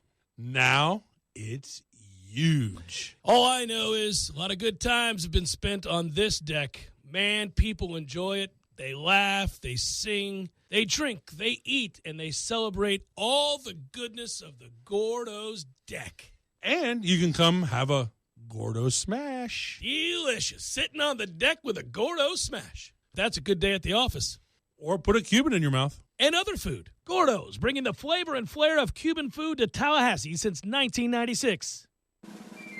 Jerry's Famous Cigar Shop is proud to support those who serve us daily. As a way of saying thank you, Jerry's is launching a new discount program for active and retired law enforcement, first responders, and military. Stop by and pick up your free discount card today at either of Jerry's 2 locations, one on Scherer Road or their new location on Cary Forest Parkway. Jerry's Famous Cigar Shop, online at jerrycigarshop.com.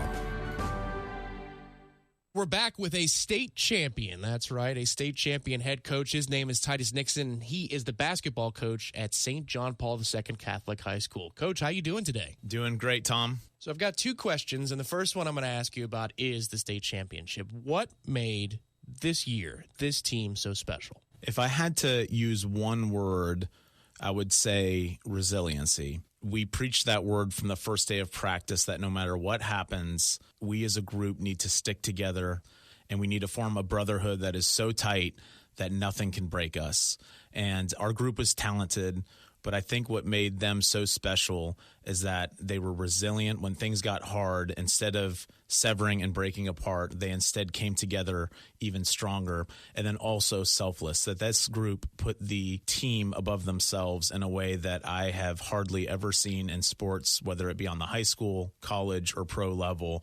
And I think that's what made this year's 2019 state champions at JP2 so special. It sounds like even though you built a culture, a championship culture at that, at JP2, it doesn't just come from the basketball program itself. JP2 is a wonderful family environment. It is a school that prides itself in helping students develop and form in mind, body, and spirit. It truly is a family atmosphere. For more information about athletics, academics, student life, visit sjpiichs.org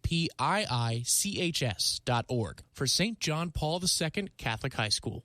Hi, Chris Kraft for the all-new Infiniti of Tallahassee, the newest Kraft Brothers dealership. As we get ready to break ground on the new Kraft Infiniti store, Peter and I thought, why not have a founding 50 with lots of cool stuff for 50 special buyers? And when we say special benefits, we mean it. Here's just some of what you'll get. Free lifetime oil changes, free lifetime powertrain warranty, and free gas fill-up with factory-scheduled maintenance. I told you this was special, and there's more. Free car wash and loaner cars, a gold license plate frame, and a commemorative brick at our new store. Plus, my favorite, the white glove treatment with front-of-the-line service priority. It's Tallahassee's first truly VIP car buying and servicing experience. So if you're in the market for a luxury vehicle, you need to look at Infiniti of Tallahassee. Seriously, no haggle pricing, and every time you come in for factory-scheduled maintenance, we change your oil for free, wash your car, and even fill it up with gas. It's Infiniti of Tallahassee's founding 50, so prepare to be pampered. Infiniti of Tallahassee, 3355 Capitol Circle Northeast, next to Ted's Montana Grill.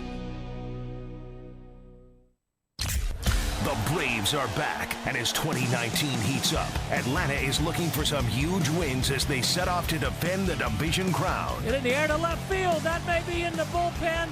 Dansby Swanson with a rocket to left field. Atlanta Braves baseball on 97.9 ESPN Radio is brought to you by Whitten Glass, Tallahassee's first family in glass, and by the Deck Pizza Pub in downtown Tallahassee. This is the Jeff Cameron Show. Jeff Cameron Show on 97.9 ESPN Radio.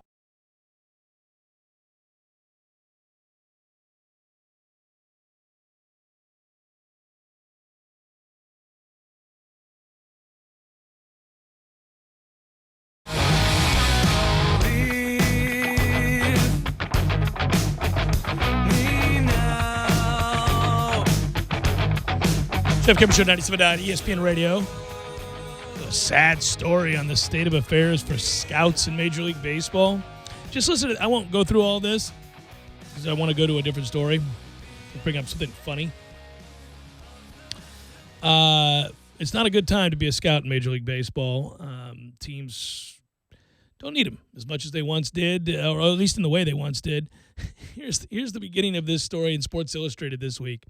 So many scouts have been laid off that the Boys of Summer now gather year-round. When longtime Sarasota Herald-Tribune writer John Brockman began organizing lunches for old baseball men, average age roughly 65 in the 1970s, he held them twice annually at the beginning and end of the off-season. But this January, when former scout Jim Thrift surveyed the room, he saw a group that did not lack for free time. "Oh, there are about 50 people in here," Thrift said. "Only 3 or 4 of them are employed anymore. Most of the retirees aren't retired by choice. They are among the casualties of a change that has swept through baseball in the last few years. According to Baseball America, 60 scouts lost their job just last year. Former scouts, jettisoned from the game, sit on their couches watching baseball on TV and wondering why no one wants their opinion. So in an attempt to get them out of the house, Brockman upped the Boys of Summer lunches to once a month now.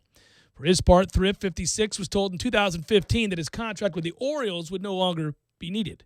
He noticed around Thanksgiving that the phone hadn't rung, filed paperwork to renew his dormant real estate license, and voila, new career. And they go through and talk about how the laid-off scouts have really struggle because baseball's their life. That's all they've ever done is be on the road to watch the next great player or try to find the next great player.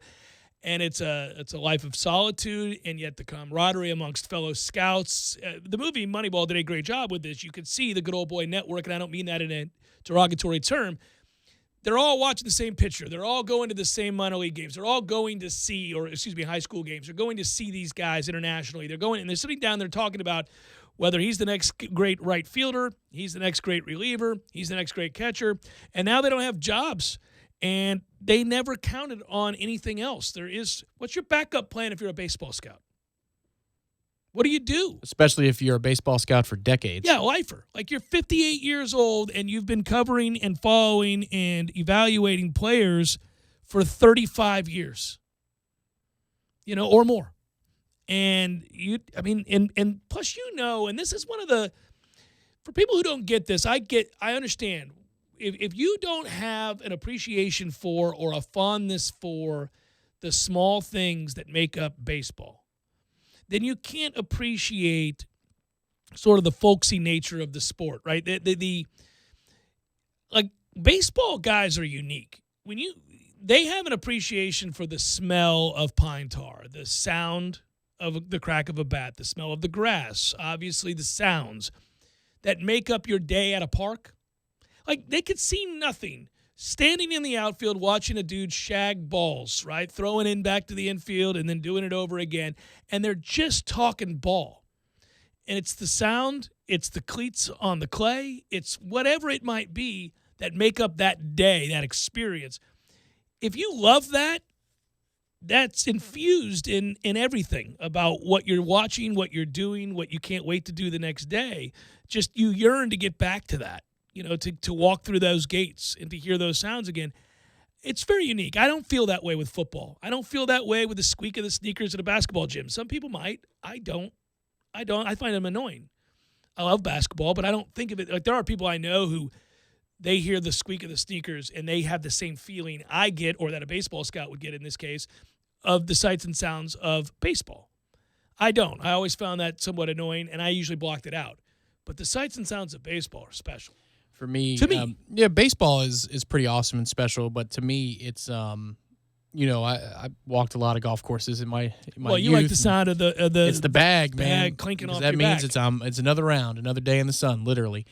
And then the hockey rink, the sounds of skates on the rink, the passing, from tape to tape, the sound of a shot, the sound of a puck hitting the boards, all the sounds of practice. Not the sounds of a game, but the sounds of a practice. Those two are quite peaceful for me. So I could be a hockey scout if the job was just like, you got to appreciate the sounds, that was the requirement, I'll go be a hockey scout. Hell yeah, I'll be a hockey scout. Well, I mean, certainly they're doing more than appreciating the sounds, but that's part of the lore. Saying, yeah. I mean, it's if you're talking about the little details, like the smell of skates on like the little rubber tarmac kind of stuff they have in a practice facility. The hockey locker room is not a pleasant smell, but but you like it. Yeah, it's welcoming to me. I know what you mean. Gloves, hockey gloves are some of the most stinky gear in all sports, but for some reason I do like that smell. Nothing smells better than a baseball glove. I mean, the leather that you put your face completely different. If you're talking about pleasing to the nose versus not, a hockey glove, oh my God, it is disgusting and rank. But a baseball glove smells like outdoors. The rest of that is this paragraph, and it's a much longer story and an interesting one. Today, the man delivering your UPS package is Wade Taylor, 53 years old, 20 years with the Yankees, Dodgers, Nationals, and Diamondbacks. Or teaching your son or daughter, Ron Brand, 79 years old, 25 years with the Yankees, may once have sat in the stands wielding a radar gun and a pen. Bob Johnson, 72 years old, 41 years with 6 different teams, has begun offering to scout now for no salary, just expenses, so that he it's so sad, so that he doesn't have to miss the games. Oh, I think it's time to move on. I mean, that is brutal. That's like, it's not quite on the level, but that's up there with the old man who got the birthday cards. You know? Oh, yeah. Oh, he just doesn't want to miss the games. Well, sir, it's called MLB TV, and you could get it for only $29.99 a month. I'll do it for free. Just pay for my expenses. I don't want to miss the games. You'd have to hire him. If somebody sat across from you and you were a rich ball club, and maybe some of those guys would just do it out of their own pocket. Like, all right, what's it going to cost you to go down to Sarasota and watch that kid we were talking about? $100? Here you go. Go ahead, dude. Tell me if he's any good. Call me when you're done. I'll probably ask you to look at another guy. Man, just tell him to hold the radar gun. Send him down there to hold the radar gun. Hold that gun, man. Hold it. You go ahead and hold that gun. Send 3 of you, and I need a consensus on the velocity. There you go. You guys have fun. Get you a dog and a beer while you're there.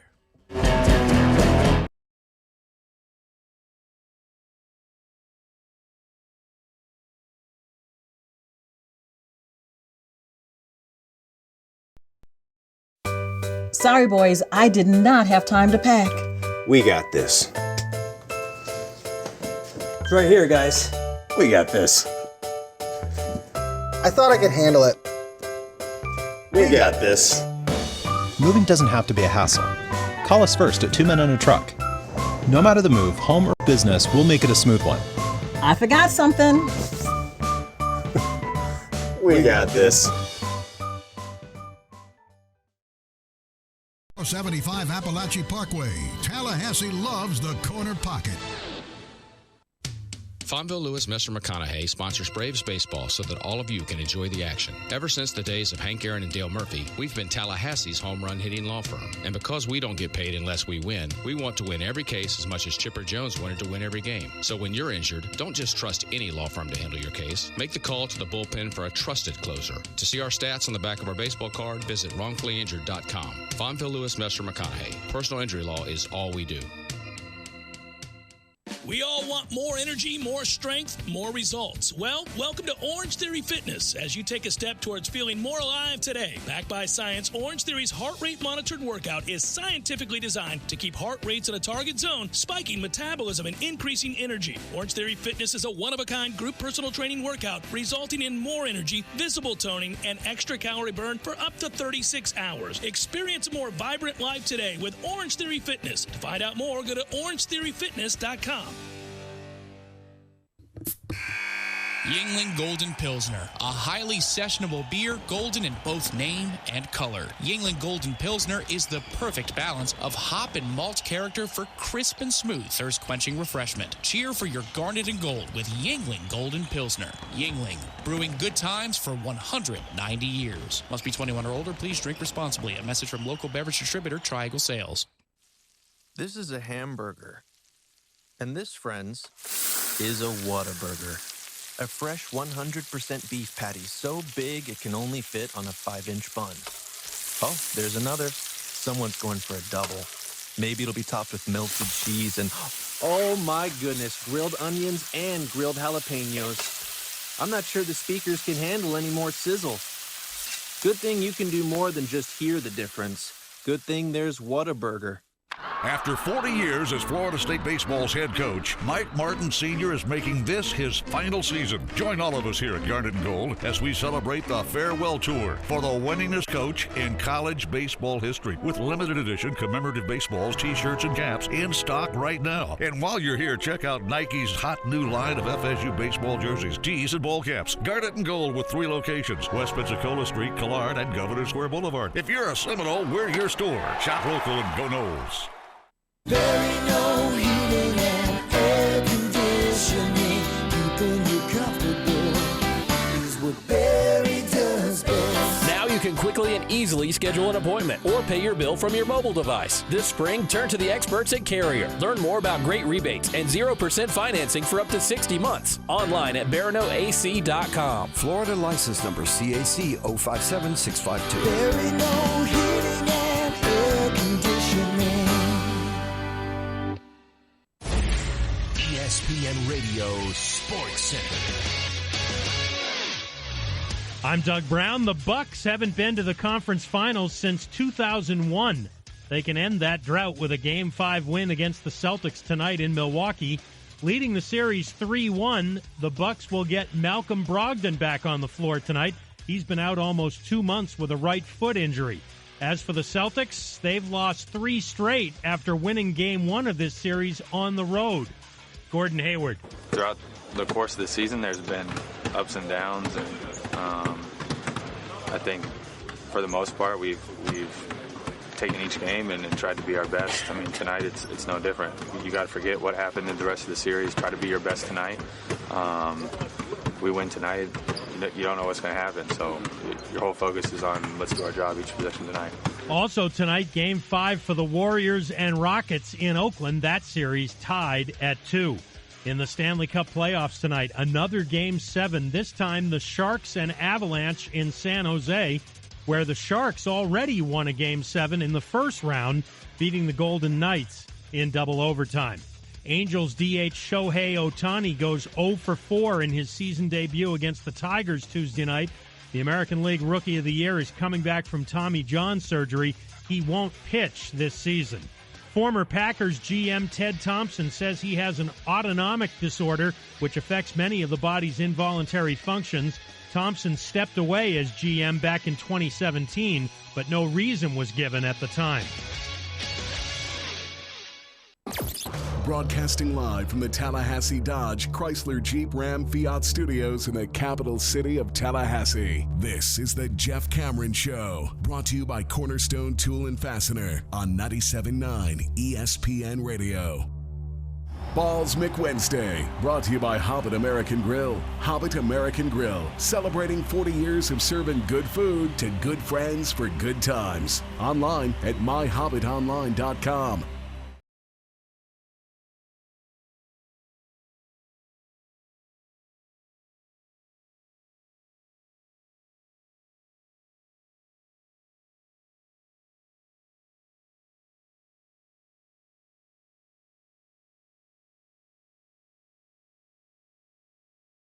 That story we touched on earlier today is making the rounds. Headlines nationally. I had seen that locally, regionally. Georgia sprinter accidentally impaled by javelin. You'll see that. I still keep thinking. I thought about it all show.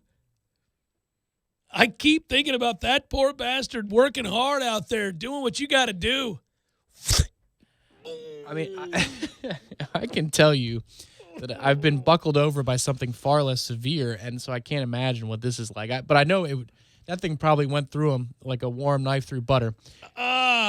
Because, like I've told this before, but I'd play hockey in my yard, and I would sometimes get my hockey stick caught in the grass line, and so it would jab me in the stomach because it doesn't go anywhere. Yeah, now it's stuck. It's really going to hurt. I'd be buckled over for 15, 20 minutes. Like, my mom didn't come out and check on me at all, so I'd be like, she said, how was playing? I said, well, I was buckled over. Take a look at this. And there's this huge, like, dent in my stomach. But if that's a javelin, my God. Yeah, that's a brutal situation right there, man. That's I'm just happy that he's all right. Like, it appears he's going to be okay. Otherwise, I don't think I'd be talking about this story so much. But I saw something the other day, and for people that don't know this, it's perfect for Tom. He is, we all have our thing. Like, Careful now. We all have things that we don't like. Like, for me, he knows I can't stand styrofoam of any kind. I can't be around it. It's just really. He will leave the room. I have to leave. It's like Irish Chauffeur with a wasp in the press box. That's right. He can't stand bugs, and I can't stand styrofoam. Hate it. If you got a styrofoam cooler, I'm walking away. That's like me. If you took your hand and rubbed the foam on the wall, oh my God, I'd go running for the hills. It just drives you nuts. Mm-hmm. You also don't like knives. Now, a lot of people don't like knives, but you have a thing about knives. Just the idea of being cut by a knife really concerns you. It concerns all of us to some degree, but I think you have an interesting fear of knives. But I saw something and I read something the other day that made me immediately think of you, and I forgot to tell you. And in this Georgia sprinter getting accidentally impaled by a javelin. I don't equate these two. This one's okay. I could talk about this openly, but you're talking about knives, and I'm thinking about piercing and stuff. Ooh, I kind of clench up a little bit. I can tell you. I do. It's like me with the heights, right? Seeing people, these daredevils with their GoPro cams hanging off. No problem. I'm like, I can watch that. I can't watch it. I can't watch it. Oddly, not only can I not watch, I do watch it. I watch it squeamishly, but then I also always root for them to fall. Always. I'm like, if that thin the herd, I get back to thin the herd. You're dangling off a skyscraper, I hope you slip, and I hope you caught it on camera. So I could be at a different office here in the building, and I know when you're watching one of those videos because you'll go, oh, no. And I hear that in the other room. Oh, God, he's watching the Heights video. Yeah. You go to hell. There's a million of them. No, you go to hell. It drives me nuts. These guys that climb the tower to change out the red light, and that's their job, and they have to unhook when they get to the top to go to the skinny needle. Mm-hmm. Woo! No, the second I see them unhook, and I know if you slip, you're dead. You're not hooked to anything. No.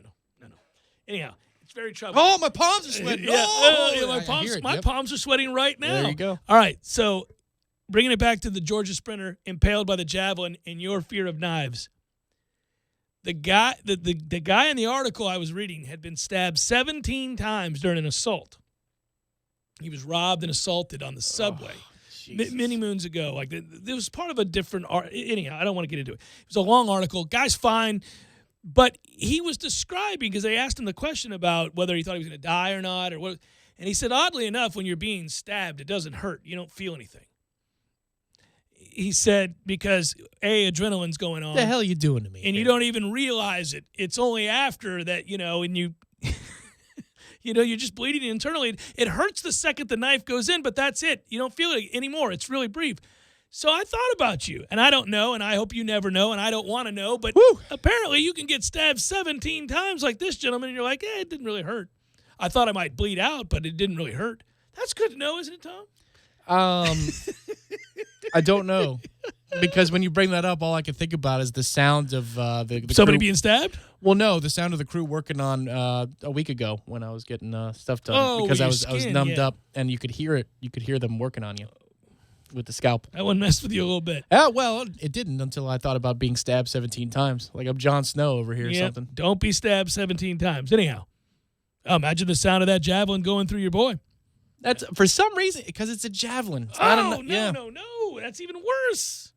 It's just so bizarre that it doesn't bother me.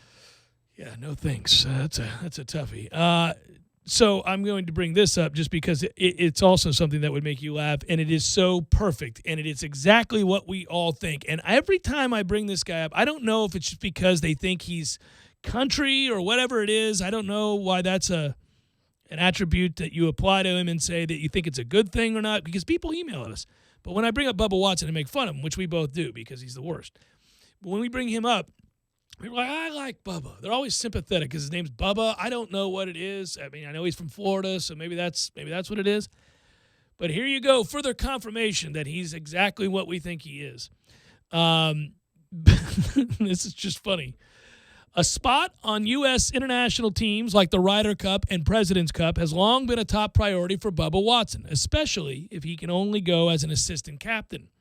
Now, this is funny because he wants to be with Tiger. There's just something about those events that the two-time Masters champion can't get enough of. The camaraderie, the pageantry, the opportunity to annoy Tiger Woods. Watson, admittedly, he tends to overdo it when he gets Tiger Woods' phone number for a team group text purpose. He's blocked me before, admitted Bubba. He'll change his number and block me. You see, you get every player's number at the beginning of these things so that you can have group texts discussing strategy. And so even if he blocks me, I get it that week, and then I'll have it for a little bit.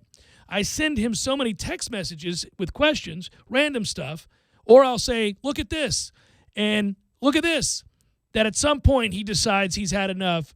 He's texted back before, can you please stop? And then I can't reach him anymore. He'll block me. So Tiger, the dude who doesn't sleep for a number of reasons, is annoyed by Bubba. Yeah, right. Can you please stop? I'm in the middle of something here. How great is that? And it's exactly what you thought it would be, right? Bubba Watson has your number and you're Tiger Woods, and he can't stop texting. Oh, my God. He's like, take a look at this. Yeah, he's got the slow motion swing. He's like, all right. Yeah, and Tiger's like, no, we're good. It's a fine swing, Bubba. Yeah, that's great. The principles of our swing are nothing alike. What do you want me to do? So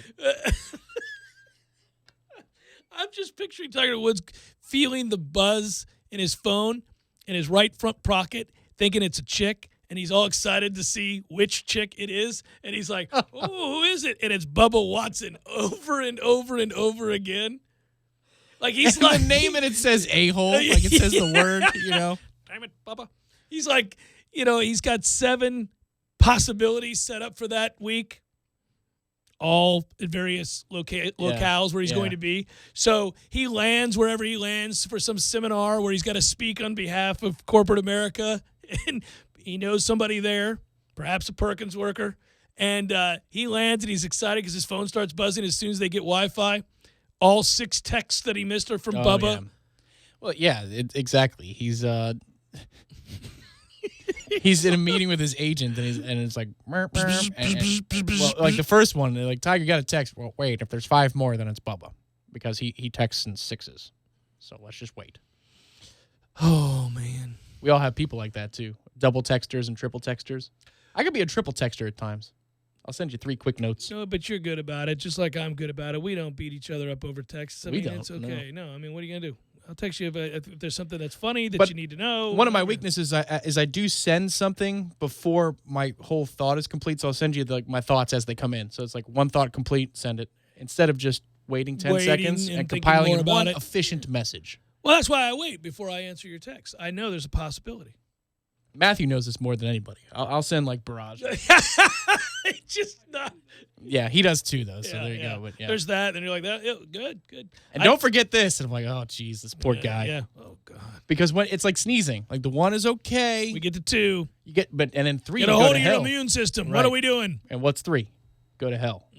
Well, it's certainly a level of frustration, even though you know the guy can't help it. You're like, okay, take it outside.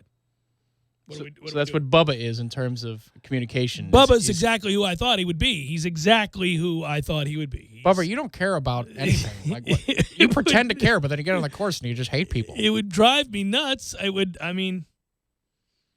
I've got hit a ball straight. That's what you should send back. Just hit a ball straight. Try that. I'm gonna be a weird old man. I'm drifting further. You're a weird middle-aged man. Right, but I'm going to be drifting further and further away from technology. And I don't want to because you need to be in the know. But I don't mean technology. Actually, I like technology. It's more about I want long stretches of time where people do not have the ability to reach me in any way, shape, or form. Oh, you know me. I'm a rebel about this. I'm the opposite of millennials. Like the idea that if somebody sends you a text message, you are expected to send one right back. Oh, no. How the hell did you do that in the 90s? Somebody calls, either you pick up or you don't. It's an answering machine or it's not. Exactly. But somehow there's like an urgency to a text that you must respond now. But I have a rule. I think that now we're going to get into text etiquette. There's a rule here. If you're on a special list, you're on this list. But if you're on a special list of about 5 to 8 people that are really tight in my world that I either work with, love, both, whatever it is, right? Yeah. And you text because you don't abuse it, I know I need to answer him. But I don't always have it on me. Well, sure, but I don't always have my phone on me. But what I'm saying is if I do and you text, I'm getting right back to you. I'm not getting right back to everybody. Even people I really love sometimes can have to wait. Yeah, but even if I was on that list, if I come up on caller ID in 1998, you might say, well, let the machine get that one. You know? Oh, well, if you're doing something. Right.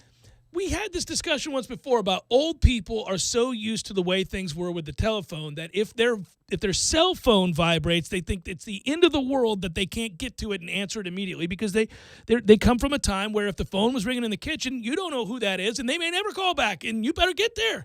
This could be of vital importance. Quick, somebody get the phone. Remember those? I remember my stepdad and other people yelled, somebody get the phone. It's rang 5 times, right? My dad yelled maybe 4 other times than like phone issues. You know, it was always the phone issue. Yeah. If that phone rang more than twice in our house, somebody's like, is anybody going to get the phone? Is anybody going to go get the phone? So what happens is as they come into this era and now the cell phone buzzes, you don't have to get it right away, man. Everybody's got voicemail. Mm-hmm. They got caller ID. You know exactly who the hell it is. You can get back to them in 15 minutes when you're done with this game of Uno. We don't have to get up from the game of Uno so that you can call Susan back. Susan can wait her ass. It's all right. It's Uno. We're playing Uno. It's your turn. Let's go. Draw 2. I tell you about the Mallard phone. We had like a little wooden duck phone in my study growing up.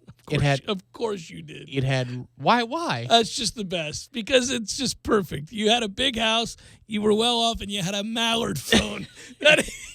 I didn't choose it. I'm just saying it's perfect. It was ridiculous. Well, the thing had red eyes, and so when the call came in, the red eyes would light up. Oh, that's weird. It was a demon phone, and it would go like out of nowhere. It would scare the living hell. I would have thrown the Mallard phone halfway down the street. That wouldn't have made it more than a day. Now that's a ringtone. That's your dad deciding, okay, this is going in the lake. I think it was his. He should have thrown it in the lake. We did have a pond out front. There's no way. You would have walked back from school and gone, Dad threw the phone in the lake or the pond. You were watching a little movie. It's like quiet. It's Christmas time. It would have been in the koi pond. There you go. Get some of that, guys.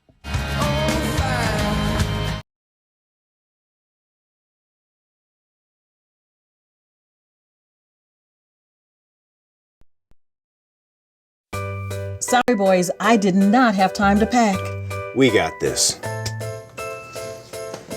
It's right here, guys. We got this. I thought I could handle it.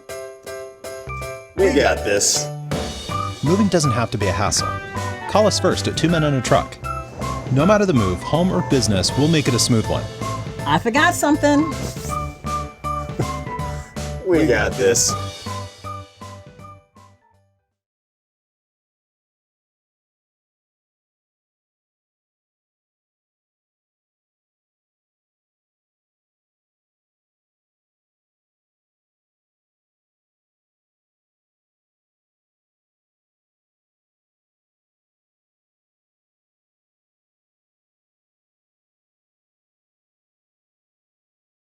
Interest rates and rebates. You get both. No wonder Tallahassee is a Nissan town, a craft Nissan town. Mahan Drive between Academy Sports and Costco. Interest rates with approved credit through NMAC.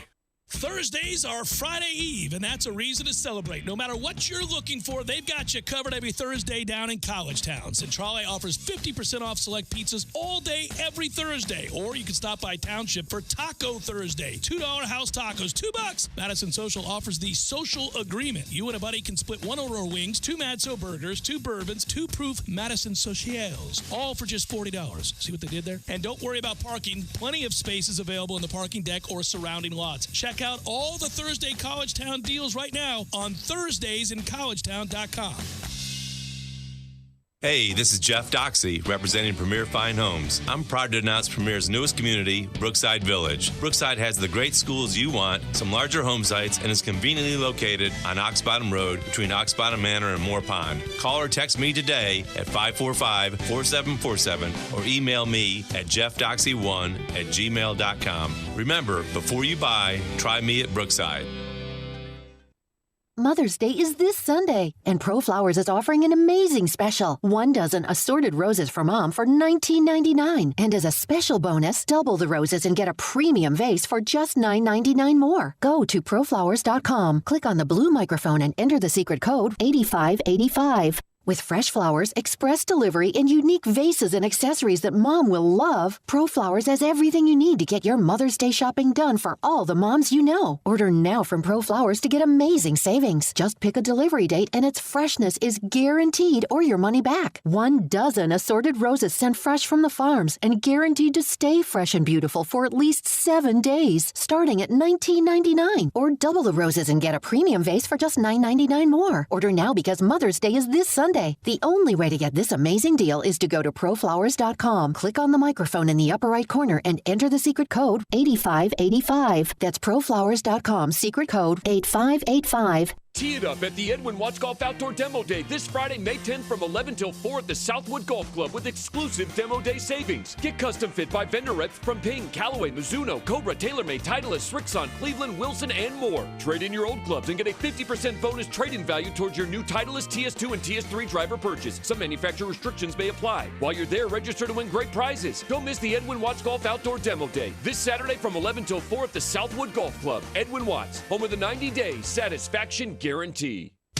Fonville Lewis Messer McConaughey sponsors Braves baseball so that all of you can enjoy the action. Ever since the days of Hank Aaron and Dale Murphy, we've been Tallahassee's home run hitting law firm. And because we don't get paid unless we win, we want to win every case as much as Chipper Jones wanted to win every game. So when you're injured, don't just trust any law firm to handle your case. Make the call to the bullpen for a trusted closer. To see our stats on the back of our baseball card, visit wrongfullyinjured.com. Fonville Lewis Messer McConaughey. Personal injury law is all we do.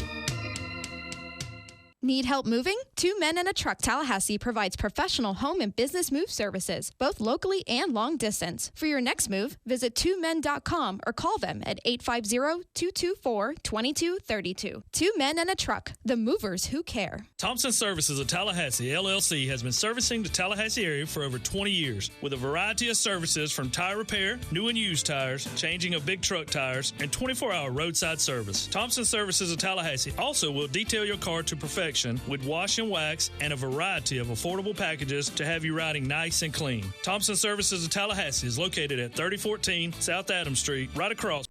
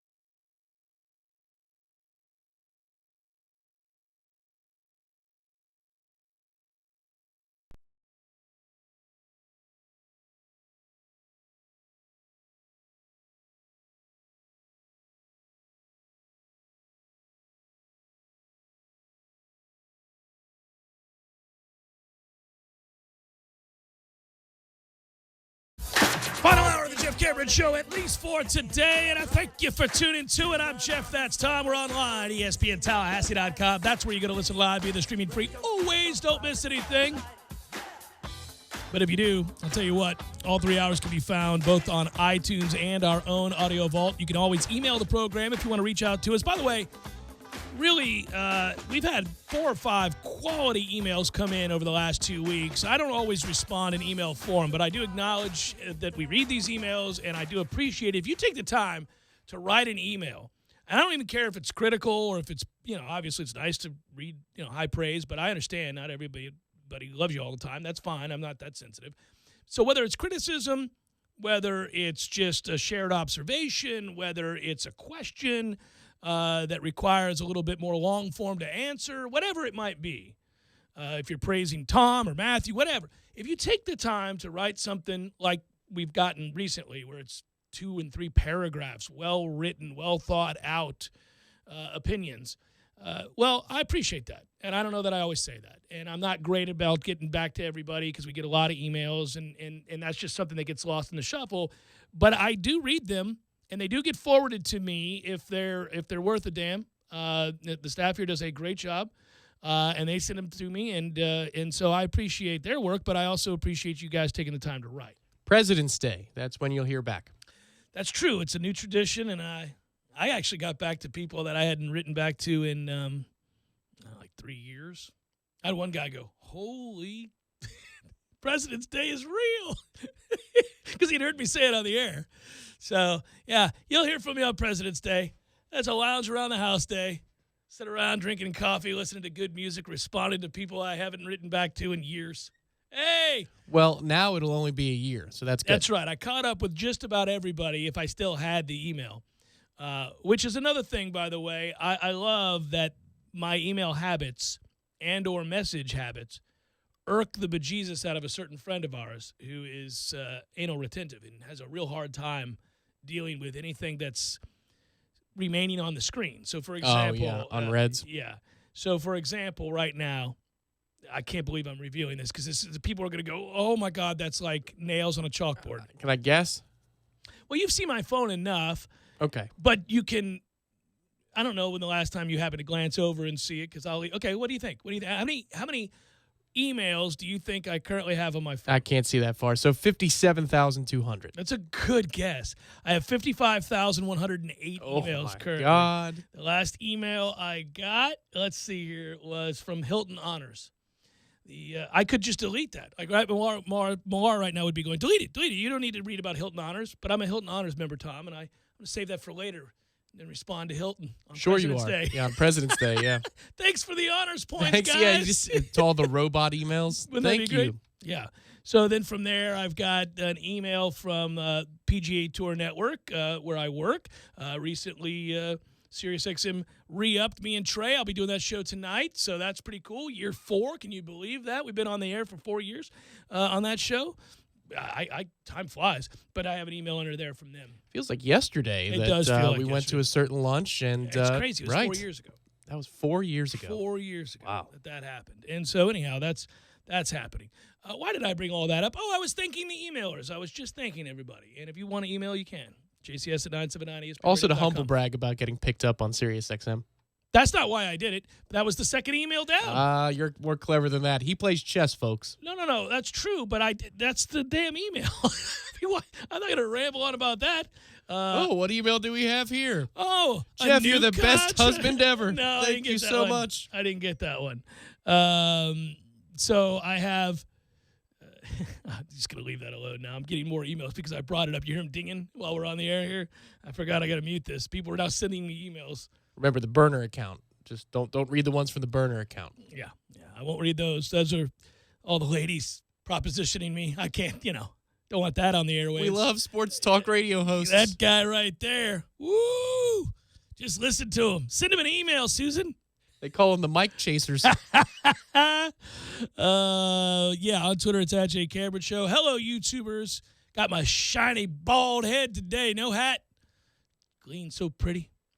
I was told that I needed Botox the other day because, and not for pouty lips like the teenage girls like to use, but rather, or the aging housewives. I don't know what Botox is used for, right? It's to fill them up, right? The lips. Botox is mostly a cosmetic thing, yes. Yeah. No, they use it now to reduce swelling in muscles. And so apparently I grit my teeth when I sleep. I was not aware of this.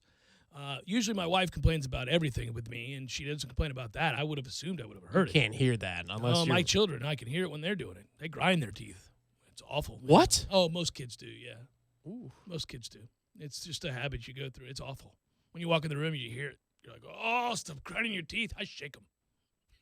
Shake the kids? Yeah. Wake up. Stop doing that. It's bad for your teeth. It's awful. But you wake up sore. A lot of people do this. They don't even realize I do it. I grit my teeth when I get pissed. You've seen that. Yes. Apparently, if I were to get these shots, they're not cheap, Tom. They're not cheap. I wasn't surprised that they suggested. That's correct. Yeah. Yes. It's called an upsell. Yeah. So I've got to get my wisdom teeth out. This is not an upsell. That I have to do. I've got to get my wisdom teeth out, or else they'll rot in the back there, because you can't get to every crevice of your wisdom teeth back there. 47 years old, I got to have my wisdom teeth out, and I have this overriding fear that I'm going to die when they take them out, because they kind of put you under. I don't like all that. I don't need all I got put under when I got my wisdom teeth out. When did you get them out, though? You're in your early 20s, late I teens? was 17. See? 18. See? And so for about a week, I had 7-Eleven Slurpees and nice. pasta. Oh, the pasta gets stuck back there, so you got to be careful with it. But you have to have mushy food. And, I'm going to have to. I'm already losing weight with all this Orange Theory. I'm going to be a rail when I get done with this. I don't know when I'm going to do it. They're trying to schedule me, and I'm like, listen, I talk for a living. I kind of have to be able to talk. I can't just take days. And so I think we're going to do it and ruin a Friday and go into a weekend with it. And you might need another day or two beyond that. I'm not kidding. I'm hearing. So listen, this is to all listeners. This is to you since you've had it done. Matthew, you have your wisdom teeth pulled out? You did? Boy, look at how depressed he is. It just looks like he's remembering something horrible. So this is what concerns me. Everybody has the Matthew look that I just saw. That look of, tough times lay in wait for you, Cameron. That's the look if I bring it up, because I was just told this the other day. And then I had to go back in for a consult. And they said, hey, we're serious. You don't have to get all four out, because the two up top are like in my eyes. Those teeth aren't going anywhere. Oh, okay. Yeah, they can't touch them. They're too close to certain sensitive nerves, sinus cavities and all that. They don't want to mess with that. And they said I should be fine. But the bottom two, I got to get. And so they're looking at that, and they're like, yeah, we got to have to probably break them in half and then pull them out. And I was like, break them in half? She's like, yeah. And she was worried about a nerve that was down there. You have to sign away your life. Now, this is for any surgical procedure. But I'm not going to lie. Yesterday when I was signing stuff at this thing, I was very nervous. They're like, you could die. Sign here. Make sure you understand you could die. Yeah. Sign here to understand that if you end up being physically altered in a way that leads to a lifetime's worth of pain, it's not our fault. Nerve damage, there's nothing we can do about that. Sign here. Come on, man. That's not what you do. It's like the commercials. It's like all the commercials at the end, the last 30 seconds are all the ways you're going to die. Or like 45 seconds of a 60. It's crazy. They're all the ways that could really be harmful to you. But by all means, please give us a call and order this product. And so that's the way I felt yesterday, because they have to explain all that. They have to do it in writing. And then they say, all right, sign there. Sign that. Will you initial right there? This is the part where if you bleed profusely and we can't stop it and you die, sorry, just sign that. You understand that's a risk? Well, man, listen, it happened to me a week and a half ago. I didn't go under as an outpatient surgery, but usually when you go get something taken out at the dermatologist, right, it's a process where they review what's going on. They give you a call, and they say, come on back in. Yeah, we need to look at this, yeah. Well, I had it all done in one day, so, in a way that's awesome because it's just much more convenient, but in a way it's harrowing because you're going, oh, okay, I thought I was going to be here for 25 minutes, and you're telling me several hours, yeah. Here comes 2.5 hours of people, and you can hear the sawing with a scalpel, and you're just like, all right, the smell of burning flesh is not a good thing either. Good one right there, buddy. But when they have to go and review things and make sure they're all okay, you're just sitting there like, yeah, it'll be fine, but it might not be. And so you're just chilling there for a half an hour to an hour. That's a different kind of worry. It is a worry nonetheless. It's a worry that they're going to say, yeah, you got skin cancer, man. Mm-hmm. We got problems here. Oh, I knew I did. But you didn't know. But I didn't know what kind. What kind is important. Right. Yeah. And so when they had the lab results come back, it's on the speaker in the office. It's like, doctor, your lab results are ready. I'm like, ooh, all right, moment of truth. go. Here we go. Here we go. And so you're sitting there like, well, what are we going to do here, folks? And then you get your verdict. But still, that moment, you're like, I mean, it's a 2% chance, but it's a 2% chance. Kids, let me tell you about a thing called AIDS. So I am of the age where when the AIDS scare occurred, Tom. Okay. Many years after Magic Johnson and all this had happened, because at some point they began to tell everybody that was of a certain age and may have been active. Let's put it that way. You need to go get tested. If you were in college and we didn't have a handle on this stuff yet, or high school even, you need to go and get tested. So people my age had to go, just volunteer randomly. I mean, you were advised to do so.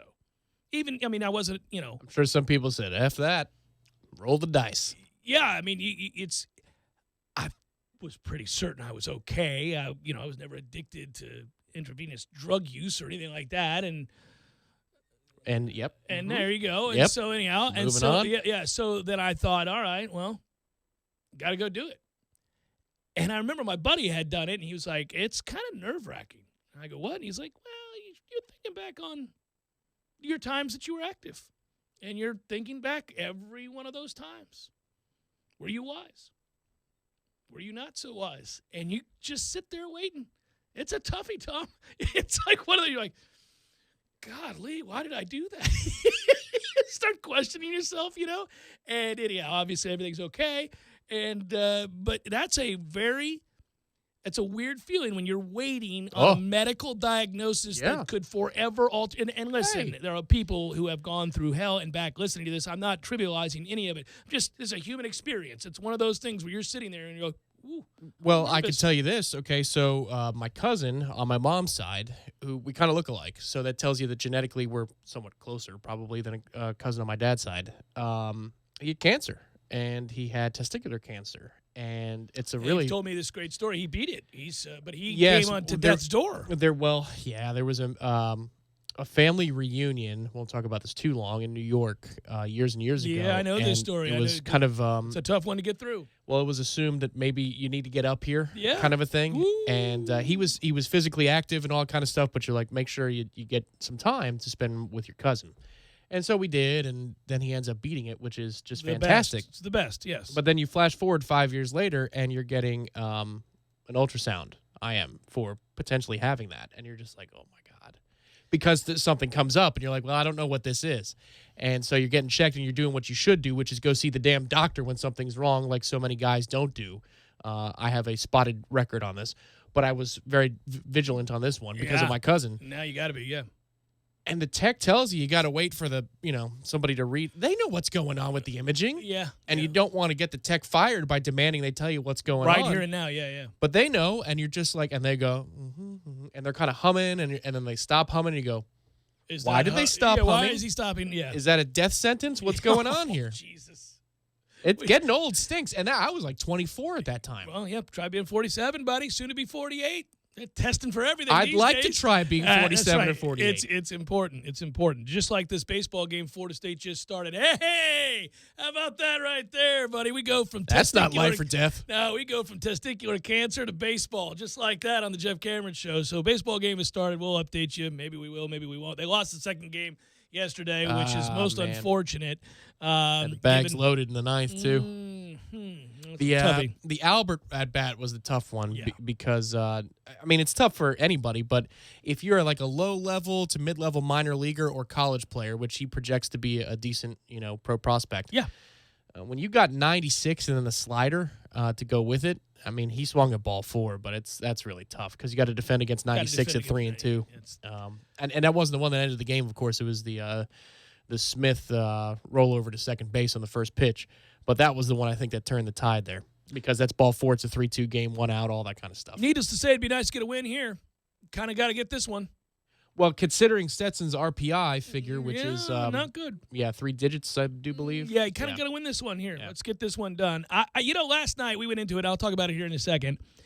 I really was so amped. You convinced me how great the sports was going to be last night. I was already in for the NBA, but then you talked a lot about the NHL, and so I was like, you know what, he's right. Game 7, how do I not watch a Game 7? What's wrong with me? I'm always selling Game 7, the drama of a Game 7. So I was busy with the kids last night. Bryce had a baseball game, finished that up, got him home, and then I got home and got set once they were in bed and said, here we go. 2 NBA games, pure crap. Garbage NBA games, non-competitive basketball. But it did at least provide a lot of questions to be asked about certain superstars.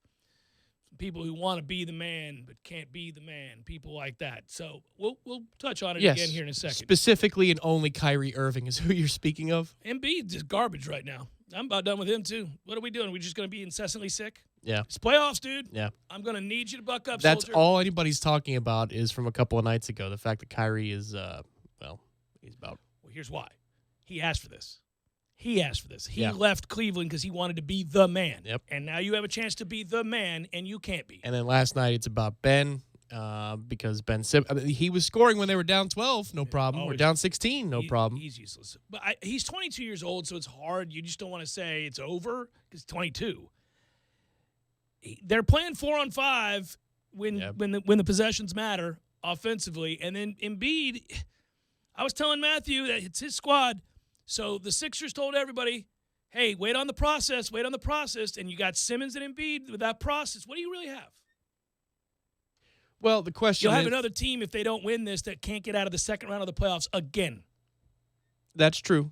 They're young enough, which is where you have to maybe have a little bit of patience. But I don't know that you could tell a Philly fan rightfully that they need to wait a little bit longer. That's not a great Toronto team. They've got one great player, one good player.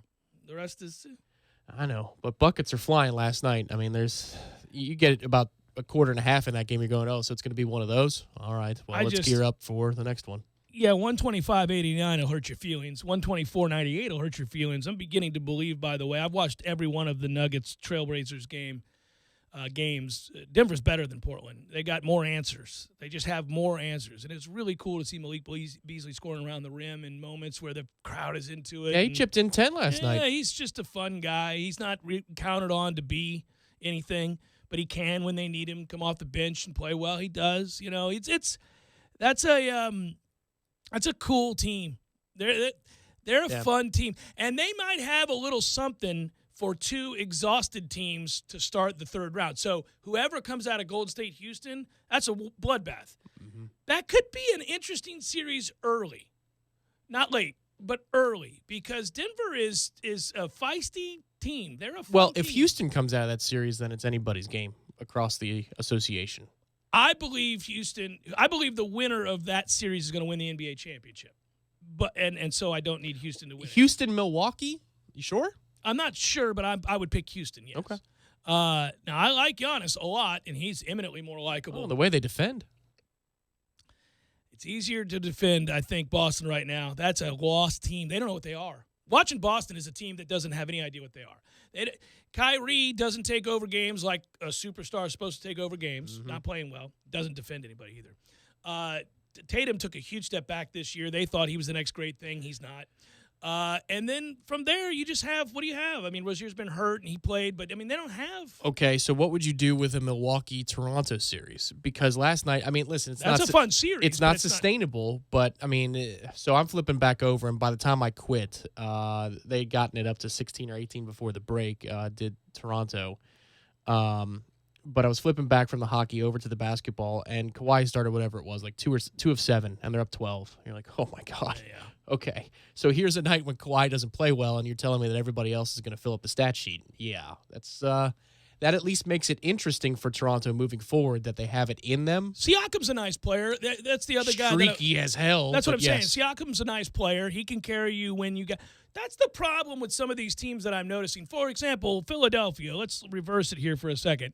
So on a night where, let's say, you're not going to get anything out of Embiid. Like, he's not playing well. He's sick, as usual. And you would like to believe, I would think, from there, that you could turn to somebody else and say, that guy's going to carry us for 26 points.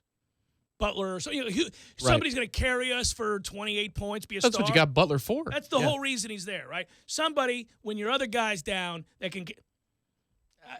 I don't. Something's wrong with the Sixers, and partly it's Embiid. It's wrong with him. Superstars carry the day in the playoffs. This is why Charles Barkley was right when he said this makes you appreciate LeBron James even more, because he didn't have these nights. He showed up and carried his team to the finals every freaking time. Now, he had certain series, certain years, the Heat, and then obviously Kyrie was with him, where he could be not great in a given night, and somebody else would.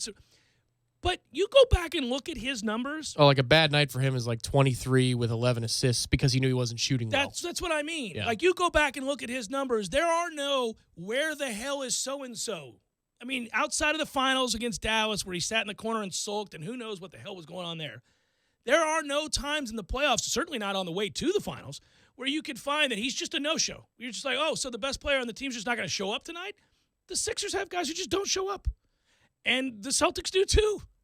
And you see these teams, the chinks in the armor. And what ends up happening is you realize, be careful what you ask for. In the case of Kyrie, be careful what you ask for. You left Cleveland because you thought you were the man.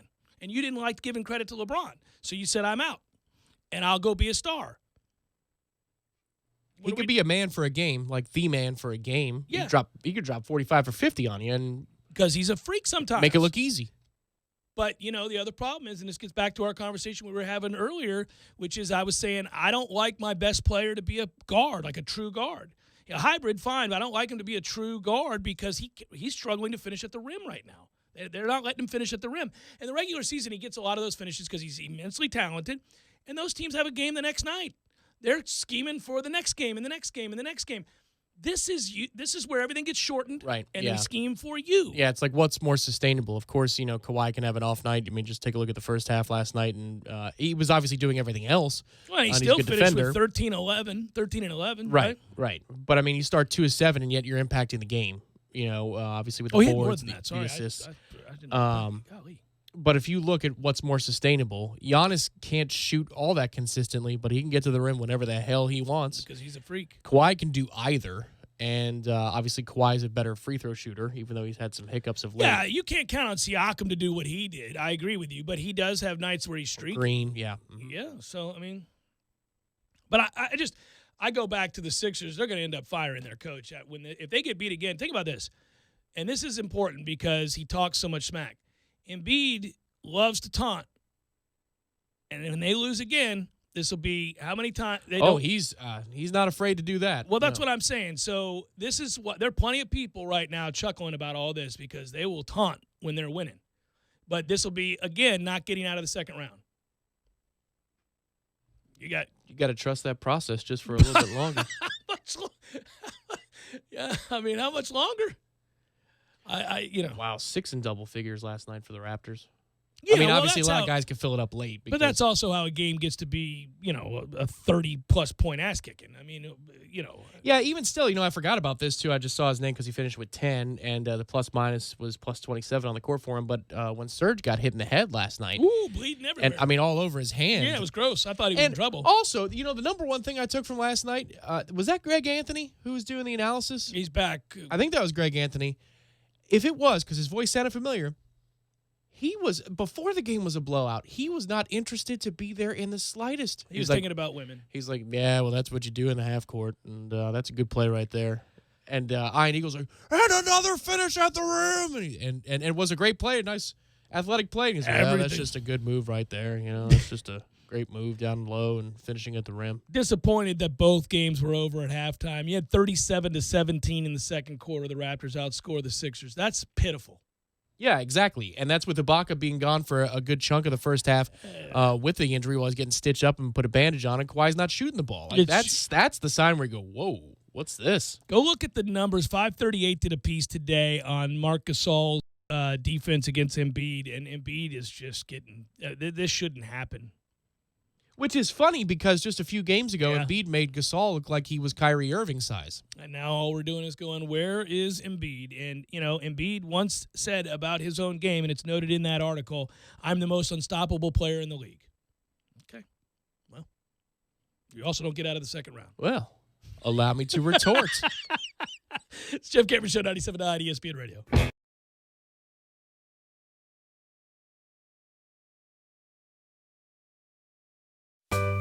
Sorry, boys, I did not have time to pack. We got this. It's right here, guys. We got this. I thought I could handle it. We got this. Moving doesn't have to be a hassle. Call us first at 2 Men and a Truck. No matter the move, home or business, we'll make it a smooth one. I forgot something. We got this.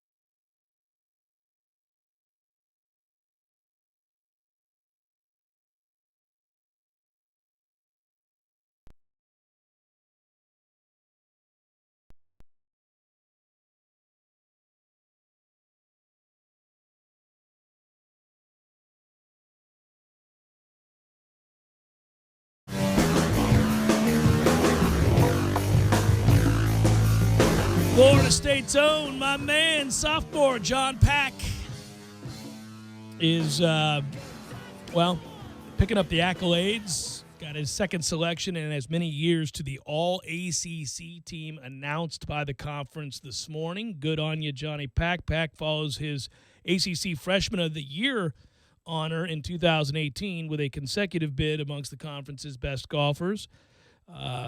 So it's pretty cool. I've noted this before. I've gotten to know John a little bit over through Trey, and he came in here. I did a long-form interview with him recently, and he's just a fun guy and a hardworking guy, but he doesn't take himself too seriously. He cares about the game. He's passionate about the game. He's now won 5 times in just 2 years, but obviously winning the ACC championship, shooting 13 under back at the end of April there. First ACC title for anybody since Jonas Blixt in 2007. So it had been 12 years. And the bookends there, Trey recruited Jonas Blixt, and he also recruited, obviously, Johnny Pack. And here's where we stand. He's All-ACC, earned second All-Conference award in as many seasons as I'm noting, and he's on the Haskins watch list, which is, pretty cool. This guy, if you look at the winners of that award, I think I've told you this before, Tom. It's amazing the list of players on the Haskins Awards list that went on to have incredible. It usually portends of a lengthy PGA tour. And this is the time of year where I think it's cool that the final day of, I think it's regional play now, is on Golf Channel. Mm-hmm. It's not just the national championships when you get to whatever stage it is, like it's the last day of stroke play and then the match. But this is the time of year where I look at golfstat.com a lot more, which is what keeps you up to date on NCAA, both men's and women's results. And obviously the women's golf team advancing today to nationals. That's awesome. But this is that time. And when you say that about John Pack, I go, woo. It's that's almost Next here. week, I got to lock in and make sure we do okay. And where was it? Was it Myrtle Beach? Myrtle Beach. The Myrtle Beach regional. Yeah. They were happy to get that regional. It's a deep regional, but I think they feel good about that regional. It beats the hell out of getting sent out to Pullman, where they thought they were maybe going to go. And I'll see Trey tonight, and I imagine he's nervous and excited and pumped. I mean, this is what they do. I mean, they're always in this. So, are you guys going to weigh in on the brewing Brandel Chambly Brooks Koepka thing? I mean, I imagine it'll come up because I'm sure Trey has talked to Brooks. I just think it's dumb because I'll be honest with you. Since you brought it up, let me get this out here for people who don't know. Brandel Chambly basically said, in so many words, that Brooks Koepka is not in the same class as Dustin Johnson, Rory McIlroy, or Tiger Woods. That's what he said. And he's right. Brooks Koepka is not in that league in terms of consistency. Now, Brooks Koepka has more majors won than DJ, but DJ has the current record for consecutive years for winning a tournament. Mm-hmm. He's won 20-something tournaments. I mean, this is the problem Brooks has. It's a good problem to have. It's a real good problem to have. It makes me laugh to say it out loud. He only wins majors. He doesn't win in the damn thing else. No. He won the waste management. He won overseas this year, but that's not true. the same. It's not the same. He's got like 6 wins, I think it is, career. Well, and they're on the PGA Tour. I think it's 6 at technically the highest level. I think. It's at least 5. Yeah, if he were more consistent, he would, I think, without question, be talked about in the way that Rory is talked about, the way that DJ is talked about. Now, none of them are going to be talked about the way Tiger Woods is, so that's inarguable. When Chambly said he's not in the same class, well, of course he's not in the same class. In fact, actually, that bleeds over into a better discussion. Is Tiger Woods, once again, and I'm not just talking about the Masters, Tom, is Tiger Woods, because of his recent finishes, obviously in majors, he won at the end of the year last year in Atlanta, so he won that event, Tour Championship. Obviously, he just won the Masters. He has a 2nd and a 6th in the other 2 majors he's played in since that time, since his big comeback. Is he the best player in the world again? Well, he might be the best player in majors. He doesn't play in enough tournaments. Sound familiar? Yeah. I mean, he played the Tour Championship, but look at his schedule now. Everything is built for the majors. Yeah, and he's at that stage in his career, and he's at that age, and he's had enough injuries where that's wise. He needs to do that. He also has 81 wins. So he's got 81 PGA Tour victories. Brooks needs to win some tournaments to get into this discussion that he apparently wants to be in. The retort is, well, he's won 3 majors, Jeff, and back-to-back U.S. Opens. I'm not discrediting. I love Brooks Koepka. Yeah, he's a Knoll. We celebrate him. I just get that it's okay to say that somebody's not in the same class as Rory McIlroy. Okay. There's nothing wrong with that. I think that's true. I think he included Dustin, though. He did include DJ. And yeah. I think that's wrong. I don't. When Dustin, consecutive years with a win on tour, currently the leader on the PGA Tour, he wins, 2 to 3 events a year. He does. Listen, I think it matters. The tour matters. The tour isn't just 4 majors and nothing else matters. You take the entirety of a career. Where it comes back to help you is if late in your career you did what Phil did. Yeah. And you start winning majors, well, now you also he's closing in on 50 wins. We look at the entirety of his career and we see all those wins. It's not just the majors. We look at those wins and we say, well, good God, man, he's a top 5, top 7 golfer of all time. Yeah. Brooks will never be able to say that. If, let's say he wins 2 more majors, he has 5 majors, and he wins nothing else ever. You'll say, man, he was awesome in majors, and those count, and that's a big deal, and he's a Hall of Famer. Well, that's the ultimate thing to say about somebody who's a Hall of Famer. What you're doing when you get into these arguments about the greatest of all time is you're parsing amongst Hall of Famers. Yeah. Well, let's say he's got 5 majors. Dustin never wins another one. Maybe I'll give you one more. So he has 2 and 45 career wins. Is Dustin a better player than Brooks? I don't know. I mean, I would say yes. For your golf pool, if it's a season-long pool, sure. But, I mean, I don't really care about the Byron Nelson or Riviera or the Memorial or the Arnold Palmer. See, I disagree. We look at it differently then. I look at the PGA Tour. Look, there's a randomness to some of this. We know that. I mean, there have been, first of all, majors changed. What was a major is no longer a major. What's a major now wasn't back then. And so you can look at guys that don't have technically any majors that actually won things that were majors, are majors now, and you could go back and rewrite record books. I think how the consistency with which you play over a long period of time is a better judge. Now, admittedly, if you go through your career and you have opportunities the way certain players have, and we know who they are, and you come up short every time and never win a major, well, you're going to get excluded from the debate when we're parsing Hall of Famers. You may even get into the Hall of Fame. But if you've got 17 tour wins and you were a model of consistency in making cuts, you had a great career. Another guy's got 3 majors and he won 2 other events. I'm taking the 3 majors there. Yeah. It's just as we begin to get into the larger argument, I think what you do over the course of a season and time, how many years you play, does matter greatly. I think you got to return to defining what your terms are here. Is Brandel talking about legacy right now? Like, is he having the NBA discussion about legacy, or is he talking about somebody who I'd pick at the PGA Championship?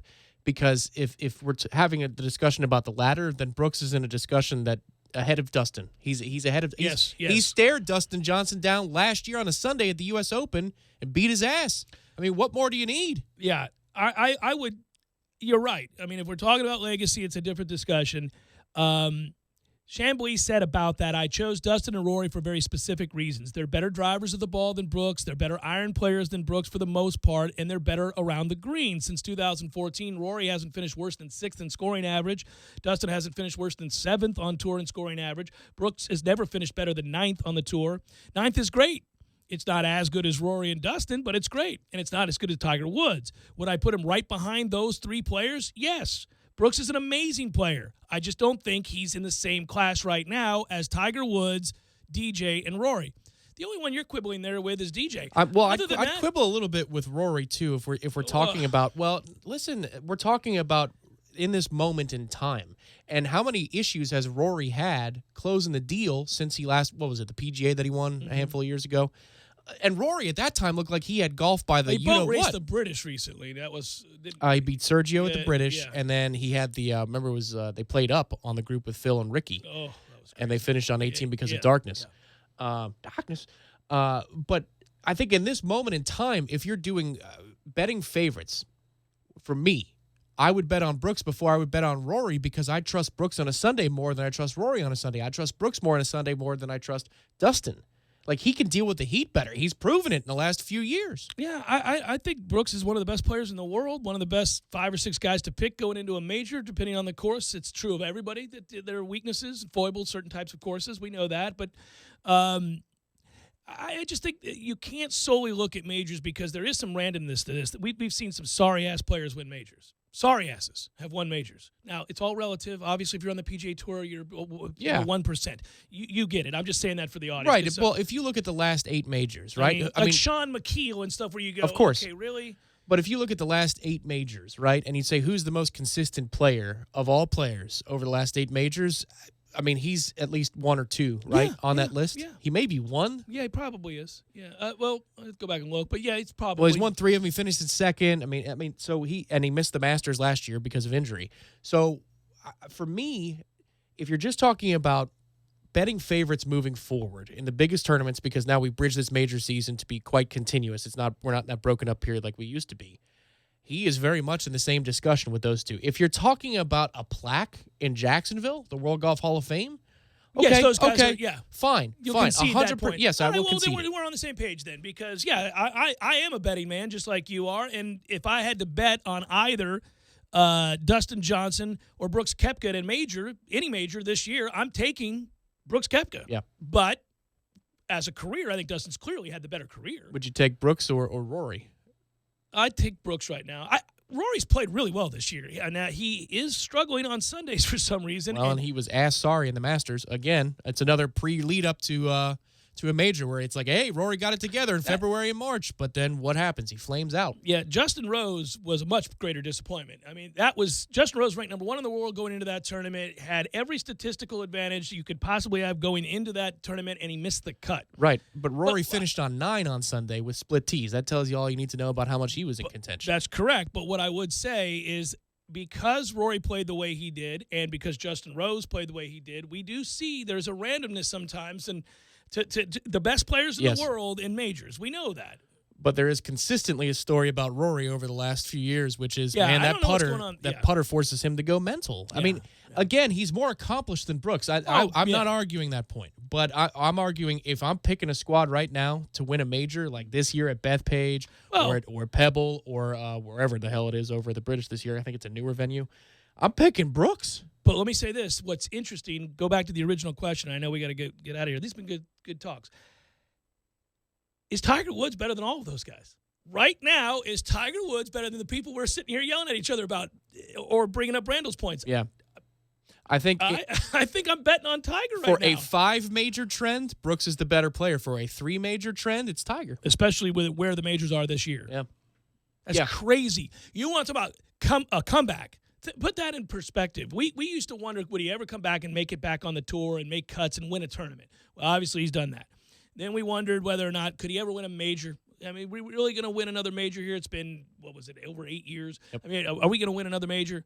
He doesn't win just another major. He was the Masters, and he was in contention to win 2 others last year. That's correct. So now all of a sudden, not only is he ever going to win again? Yep. Tour championship a year ago, Masters this year.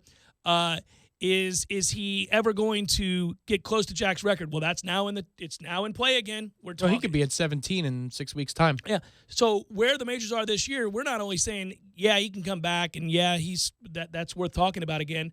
Now we're saying, I'm not so sure he's not better than Rory McIlroy, Dustin Johnson, Brooks Koepka, name your player. I'd take him before any of the guys. Well, Brooks would be close. It's just nuts. Give me round 3 of Tiger versus Brooks next weekend. Let's do it.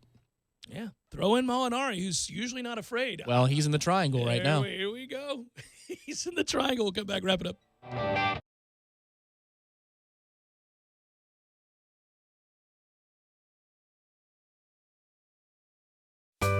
Sorry, boys, I did not have time to pack. We got this. It's right here, guys. We got this. I thought I could handle it. We got this. Moving doesn't have to be a hassle. Call us first at 2 Men and a Truck. No matter the move, home or business, we'll make it a smooth one. I forgot something. We got this.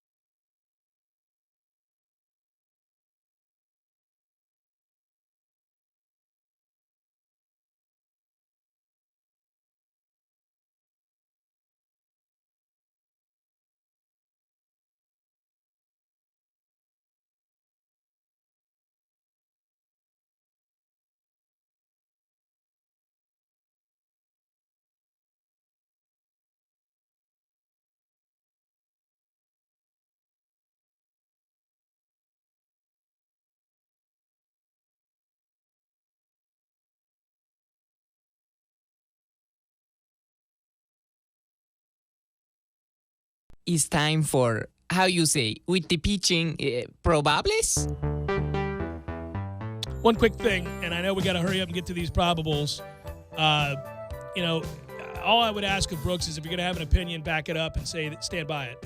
If you tweet out a picture of a guy with a clown nose, don't put it on your friend. That's what he did, a clown nose of Brandel Chambly, and he says, I really don't know who sent that. It was a group text. In what world, if it's a group text of friends, it's freaking stamped who sent it? So, you do know, and that's just a cop-out. It's cowardice. No, it's chicken crap from him, as much as I love Brooks.